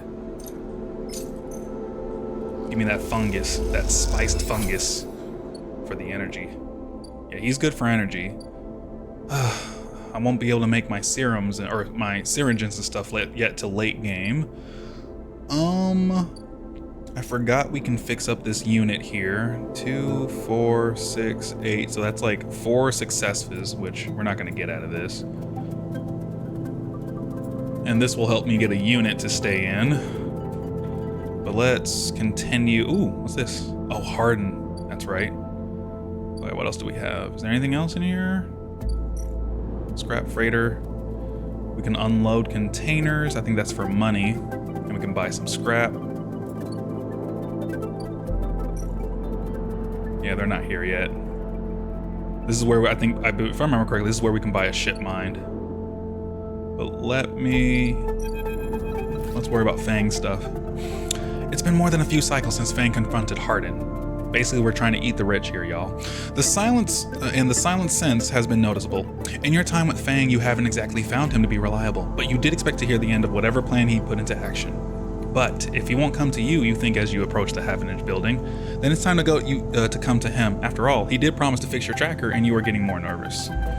As you approach the bay doors, you see them wide open and light pouring out of the once dark room. Stacks of servers and terminals sit outside the bay, suddenly robbed of their mystery by the bright flood lamps. A figure in Havenage security fatigues steps out of the bay as you get closer, carrying a stack of hardware. Approach. As you get closer, you see the security officer taping up machines from Fang's stash with what looks like hazard tape. This isn't good. You again. Hardin is here, leaning beside the bay entrance so calmly that you barely notice him. He has a slate in his hand, an inventory of seizures scrawled across it. Predictable. Further evidence of Fang's collusions. You see another security officer come out of the bay and take notice of you. Hardin. Where is he? Feigning ignorance, or perhaps just abandoned? Hardin shakes his head. I believe you should choose your conspirators more wisely. I almost feel sorry for you. He pushes away from the wall and comes closer. Don't worry, Sleeper. We have all the evidence we need. A confession won't be necessary. He gestures around at the stacks of hardware, spying on fellow Havenage members, hoarding stolen materials, an obsession with corporate data. It speaks for itself, does it not? It tells you nothing. Oh, I'm gonna say silent. Nothing to add? He looks up at the glass roof above and the stars beyond. We are the ones that provide the oxygen you are breathing, the light you are seeing, the systems you use every day to live out your cycles. This place was hard fought for, Sleeper. It took work, diplomacy, and strength to stop the Eye descending into a chaos after Solheim collapsed. Yeah, this is an executive that's been living for like several decades, because, you know, corporations can lean close to immortality, but not fully. Not blind conviction or self-interest. You're the self-interested one. More accusations. What have you achieved, Sleeper? Your entire existence is proof of your self-interest, signing yourself over to be emulated rather than work yourself. Whether you remember it or not, you suffer from the same short-sighted perspective as a person you were copied from. Well, damn!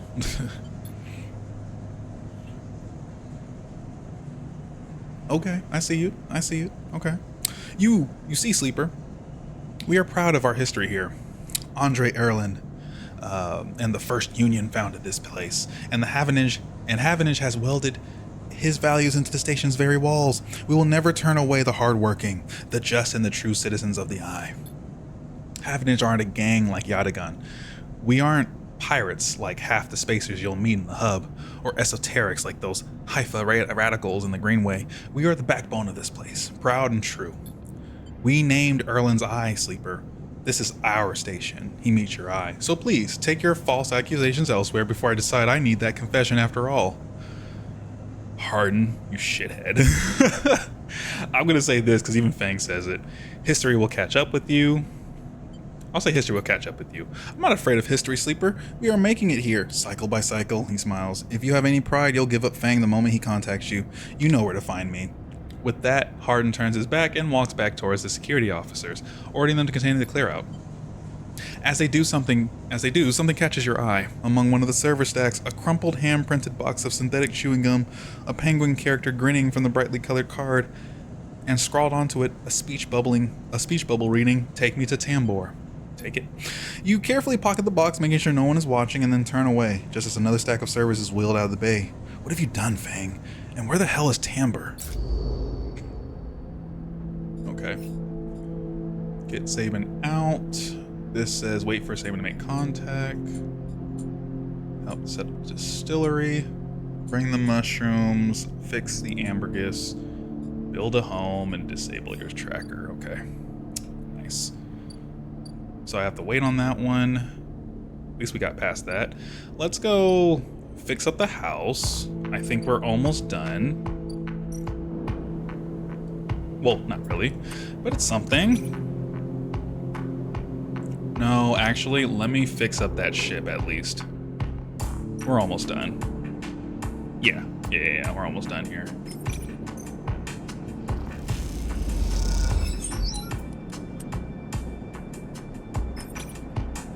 Or should I risk it with the... No, let's just get a guaranteed, at least guaranteed enough.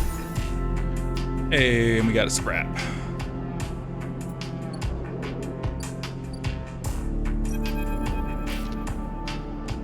Ankita is crouched in the computing core of the ambergris, swearing to herself when you enter.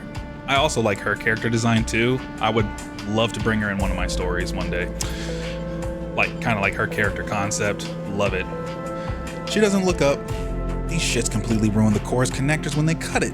She holds up a thick fistful of ragged wires. The ship mine they ripped won't even be usable without replacing these. She throws a bundle of wires across the room. Amateurs. Can we repair it? There's nothing to repair. We need an entire ship mine. Not exactly the first thing you can expect to dredge up from a scrap freighter. Fragments maybe, sections of a mine, but a complete ship mine? No way. Ankita climbs out of the cooling well where the ship mine would be, the space suddenly crowded with her on the same level as you, towering over you as she stoops beneath the low curved ceiling. Come on, nothing to be done here now. She leads you back through the guts of the amber, though you could find the way back yourself. The repair process has left you familiar with the cutter's idiosyncratic layout, all diagonal angles and bundled tubes. Walk in silence. Hums and groans grow and fall as you pass. You reach out and touch the ship gently. You started to grow an attachment to Amber. Ankita glances at you. Something up, sleeper? Thinking about Amber. She softens. Funny to hear you use her name like that. Not bad, just funny. We've been through a lot together, me and this ship. I'm glad you see her. I'm glad you see why she's special. Ankita seems lost in thought, and you focus on the corridors, ducking below conduits and passing through bulkheads. Eventually, you arrive in the galley, though it's hard to tell. Most of the benches and prep surfaces are covered in half-stripped components and welded full hole patches. Ankita shoves a box of filters to the floor and sits. There's no way around it, she starts out of nowhere. We need a new ship mine. I can salvage one. I like your confidence, Sleeper. Maybe if we check the ore exchange or speak to some scrap dealers. She rubs her forehead. It seems that I'm about to do something very stupid, but hey, I came here, didn't I? Why not make a run of it? She fixed you with that hard stare. Sleeper, you're all I've got. No crew, no friends, you're it.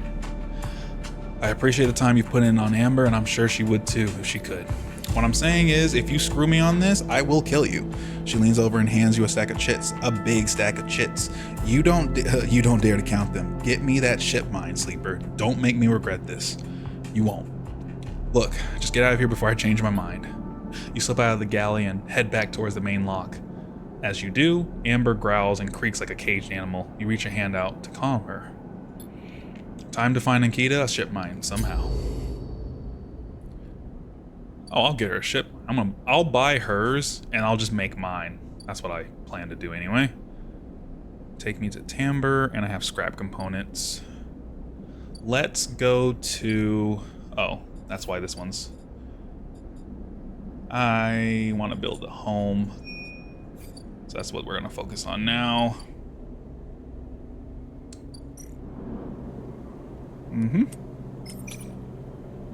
This might be negative. Yep.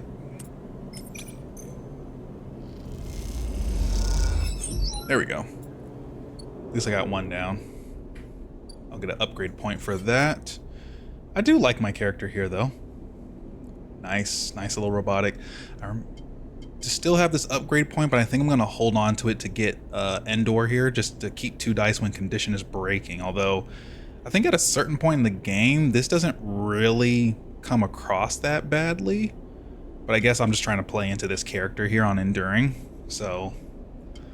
I think after I get it up to here, I'll probably just, you know, put some points elsewhere in here. So we'll see. We will see. We will see.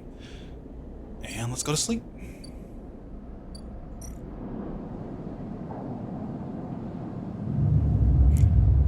Got about a nice little 10, 11 minutes left on the stream for the day, but I think we can get probably through like a couple of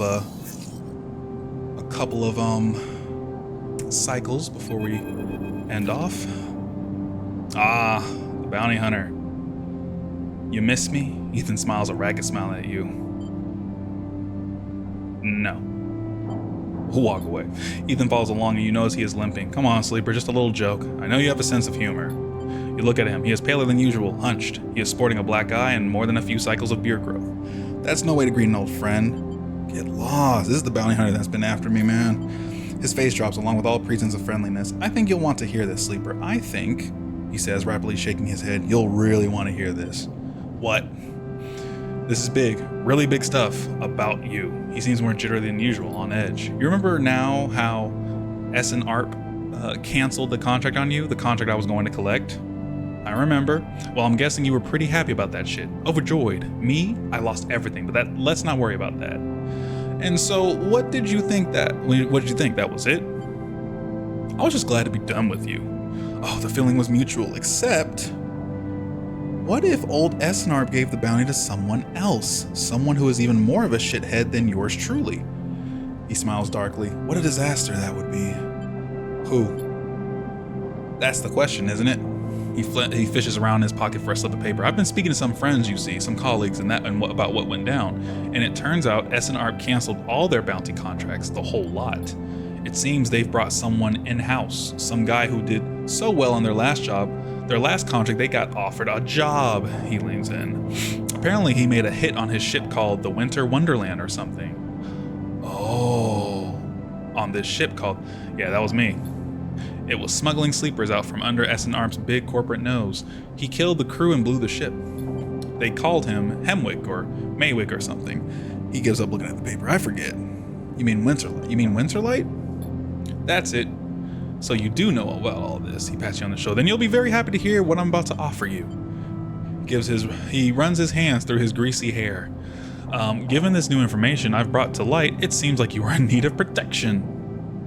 Wait for the bitch. I, meanwhile, am in need of assistance in kind. It turns out I upset some people at the compressor the last time we were there, the owners, and they say they'll space me unless I work off the debt.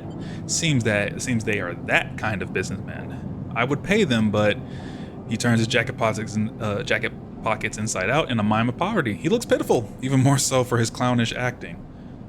Then work it off. You should be glad, the anger rising him now, that I came here and told you this. You think anyone is looking out for you? You are a contract, a name on a list.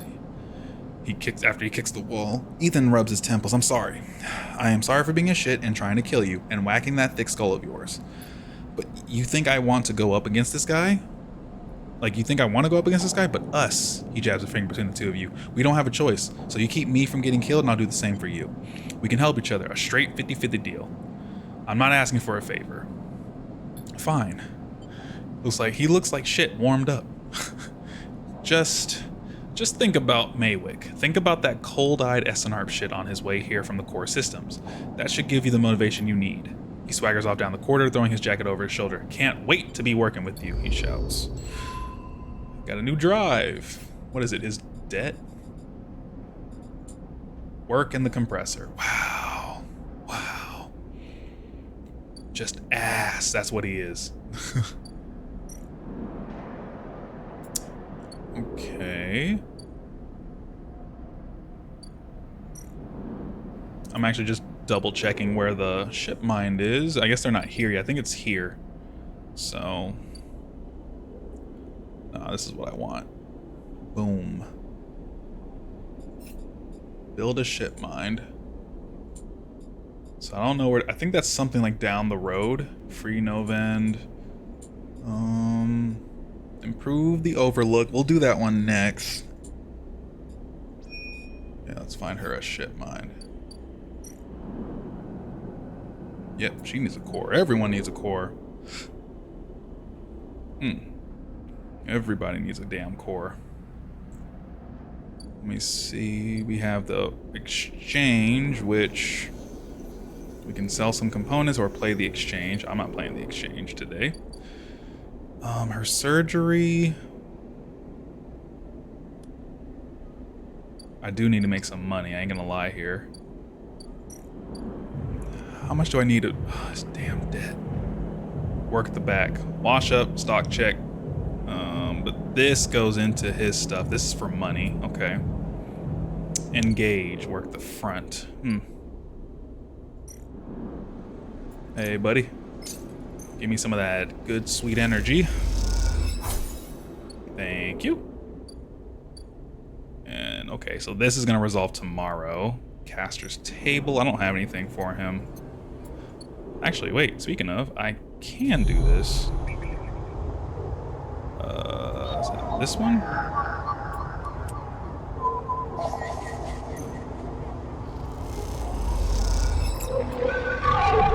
Here comes the hunter. Those familiar threads wrap around you, bind you, test you. Entity, submit. Hunter's strange head bobs in your vision. Your ally in the sealed dock cannot save you. In that globed head you see whirling strings of data, so many spinning there that they threaten to tear through the thin skin and whip out into the void around. What happened to this creature? The threads squeeze and you lose any sympathy you might have had. You must escape. Strike. You lash out once more, pushing Hunter back, severing threads that regrow as fast as they are broken. As you slip away, you realize you have to find a way to deal with Hunter once and for all. This is getting too dangerous. Ooh. Dang. Dang. As they say. Okay, Okay, let's come back here. Let's try to fix up this unit. Let's finish this one up.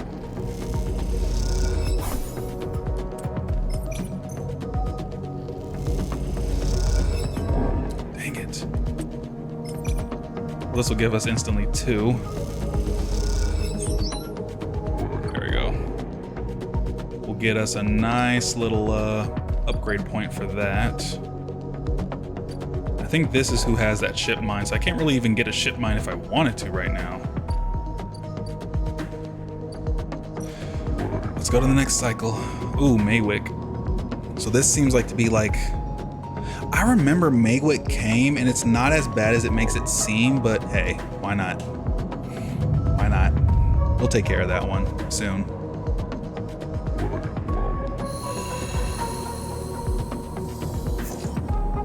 Okay. Only got 3. Let's leave. I would like... Oh, saving. Oh, Lemon Mina. Hang on. I'm gonna need 2 successes here.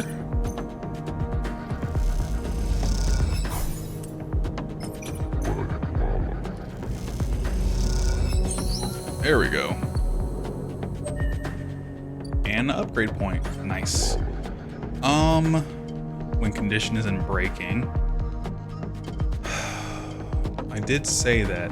Use scrap components at home to repair condition. That's what I do like here. I want this. So I don't have to go and purchase. Let's... Oh yeah, the repaired unit. Ooh. Yeah, I'll use my scrap here.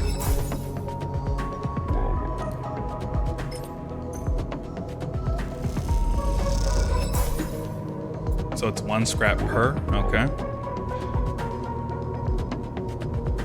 Complete active scenes, yeah. Feed a stray. There's signs that a stray animal has been nosing around. A handful of chits for some crackers should bring it out. And we have the sunbathe. Feed the stray.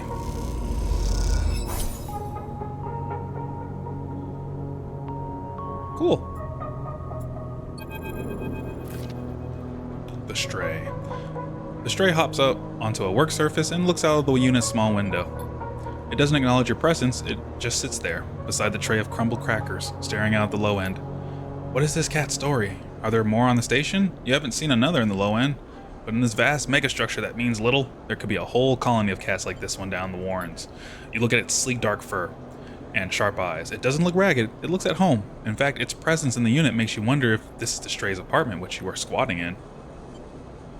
Watch the stray. Though the stray is looking out at the station, you feel its attention on you, waiting for you to spring your trap. You remain relaxed and watch as something flickers in its eyes, perhaps a reflection of a passing ship. The stray settles a little and starts eating, picking at the broken crackers. You don't remember ever having been this close to an animal. It triggers something in you, a recognition of a life, totally unlike your own, but still somehow connected, parallel, even interwoven. The stray licks crumbs from its fur. Were you born here? The stray lifts its head as you speak, but looks out at the glow of the low end, not at you. The cat's comfort in this place is enough to answer your question. The stray is a born resident of the Eye, like all those thousands out there, beyond your window. This is, after all, a place for strays, for both those who begin their journey here and those who end it. You turn your eyes to the window, the one that the stray looks out of, and you both watch the stars and the ships together. You feel something pass between you and the stray, a kind of acknowledgement of each other, a sense that each of you might share something with the other, a point of connection. Then, all at once, the stray yawns wide, hops down from the unit, and brushes along your legs, and then it is gone, out through the unit door and back into the corridors of the low end. Okay. Nice. I got one little dice here. Where can we put this dice? I guess is the question. I don't know if I want to work on that yet. That's going to take my energy. I feel it. Alright, let me get some energy back here.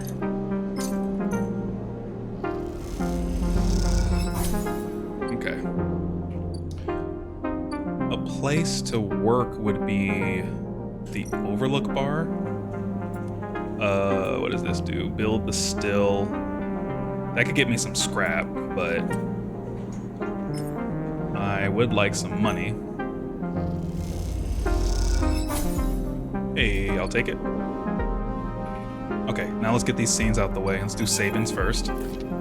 4 cycles, Sabin said, and here you are, right on time, with no sign of them. You wait a while in the apartment, the dread descending as the cycle spins onward. They should be here. Check the terminal. You check and double the terminal for messages or recordings. Nothing, just the pale glow. Silence. You pace back and forth around this apartment, the rumbling of the station suddenly so present and loud. You go to the door and open it to an empty corridor. You close it again. You try to settle down to wait. You sit on the bunk and stare out at the tiny room. Where the hell are they? A knock at the door. Open it. Ooh. A figure stands in the door and immediately knows it is not Sabin. They are taller, sharper, and something in their face glints in the half-light. A dark shape, like a stubby baton, hangs loosely from her hand. Oh, Rabia. Our local sleeper. Good to finally meet you. She steps into the apartment, glancing around with sharp eyes. What, may I ask, are you doing here? She fixes you with a steady, unwavering stare. Waiting for a friend. Of course, a mutual friend of ours, the good doctor. She walks past you in the apartment, glancing around. We set them up here, you know. This place is one of ours. She picks up a glass from the dispenser and inspects it. People always seem to forget who put them where they are. She glances at you, and I suppose you are here to help? Where are they? I was hoping that you would be able to help with that. She spins the baton in her fingers by her side, her eyes not leaving yours. We have a problem, you and I. It seems our friend has disappeared, left without even saying goodbye, which means they are in a little trouble now. But it's the kind of trouble that you need help for. So I thought I'd come down here and take a look at their little hidey hole, and here you are, the help.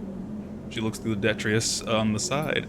And what a help, a sleeper no less, which I have to admit is a little surprising.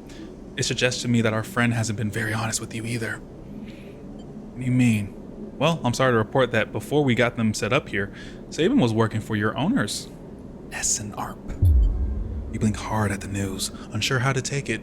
Rabia looks away, waiting for a response. I stay silent. She crosses into the next room and you follow silently. She sits at the terminal and touches her baton to one of the access ports. A spark, then the terminal screen skips, encrypted folders emptying themselves before your eyes. In the flicker of files, you see S and ARP letterheads and code forms, reports laden with medical data marked with the corporate logo, like the sigil of some cult. Rabia steps away from the terminal.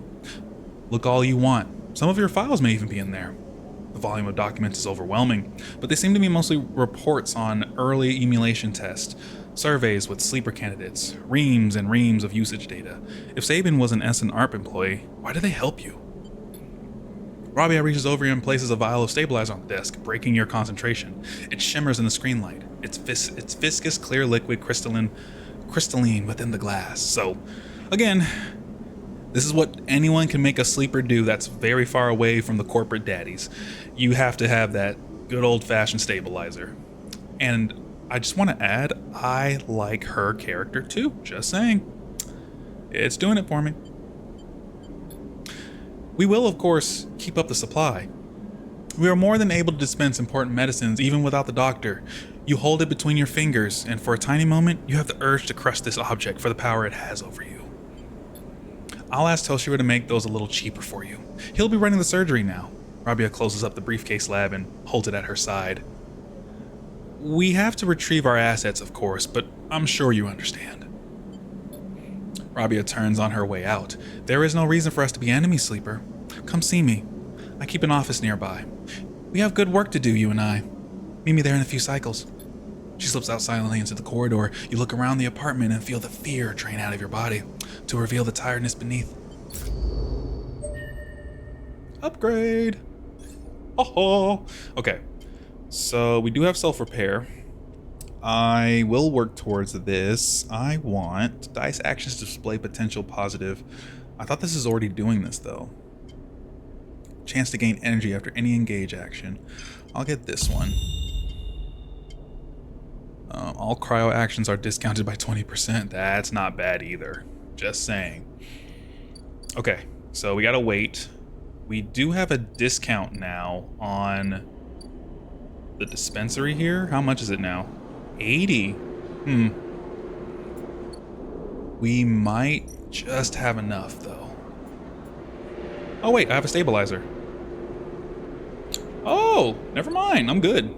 Never mind. I mean, I'll help if you got the stabilizers. Oh yeah, definitely great game designs. There's no answer when you buzz Lem's unit, but the door is open. You push the door and find Mina, sitting in the middle of the floor, playing with Bun Bun. Oh, my little Mina! Hi, Mina! Hi, robot, says Mina sullenly, waving Bun Bun's paws without looking up. How are you?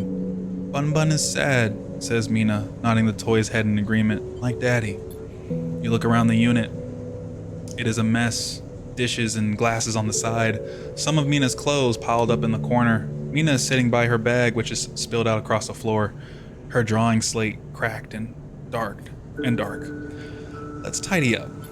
You start with the kitchen units, piling up the dishes in the auto wash, wiping them down. You pile the clothes up next, folding them neatly. Mina watches you quietly as she plays, curious but silent. You've just started to look at her fixing her cracked slate when Lem enters. Sleeper, what are you? He pauses and looks from you to Mina and back again. Never mind. He drops a bag by the door and slumps onto the couch. Everything okay? You forgot the past few cycles now, too? Wish I was so lucky. He looks away at the open door. Look, now's not a good time. What happened? What happened? We messed up. That's what happened. We put our hopes in someone else's stupid scheme. He pinches the bridge of his nose. You understand they never even put us on the list, right? I've been all around the rim looking for work, and I've run into more than a few from the crews. It turns out only long-time Havenage members were issued those Celis ID numbers. They never planned to consider us. Havenage say they didn't know that was what they were going to use to make the draw, and who knows? Maybe Celis pulled the wool over their eyes, but what does it matter? All those hours in the yards for a hand-to-mouth wage and nothing else. He slams his hand down on the sofa.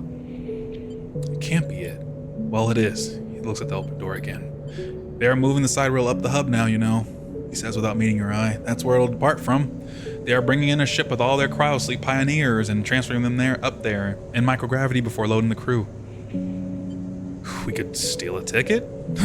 There's no tickets. I was joking before. Just those ID numbers coded to someone's identity. No stealing that. He looks over at Mina. Look, we'll be fine. We always have been. I just need a little time. We had our hearts set out on that trip is all. Mina comes over, climbs into his lap and smiles. I'm not giving up. Good for you. You get yourself on that ship. I won't stop you. He strokes Mina's hair. Look, you want to go up to the hub and ask around, be my guest. I can't get up. I meant to actually say, like, I'm not giving up for all of us, but sure. I can't get up there with Mina down here, and I'm sure the side rail will bring in a crowd, but be careful. This kind of thing always attracts scammers and thieves. You find any way on board, you take it. You need help to get there, ask me, but for now, me and Meanie here are sticking to the eye. I'll find a way for us all. Lem smiles but doesn't say anything. You stand to leave and Mina grabs your hand, eager to give you one more smile. I'm doing it for them. That's one. Like, I know there's that other ending with that vending machine, but like this one, I want to help them. I got to. Then you are out, back in the walkways of the low end, already thinking of plans to make this right. Good. Good. Is that it? Let me see. Flotilla. Gain Ethan's protection, get to know Emphas, improve the overlook. I think we gotta wait a cycle or two. Let's go home to the repaired unit. And I am taking the stabilizer because that's what I need. I need as many dice as possible.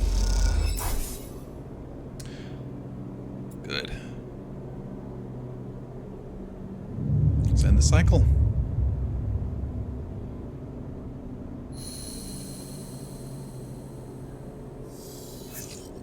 Okay, well, we ended the cycle. We have some things in front of us. We have a lot of drives to still take care of, like building a ship mine, getting one for, I think was it Antica, right? Ankita.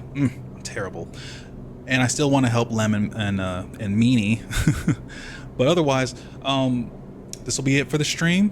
Thank you all for coming out to the stream and all. It's been really good.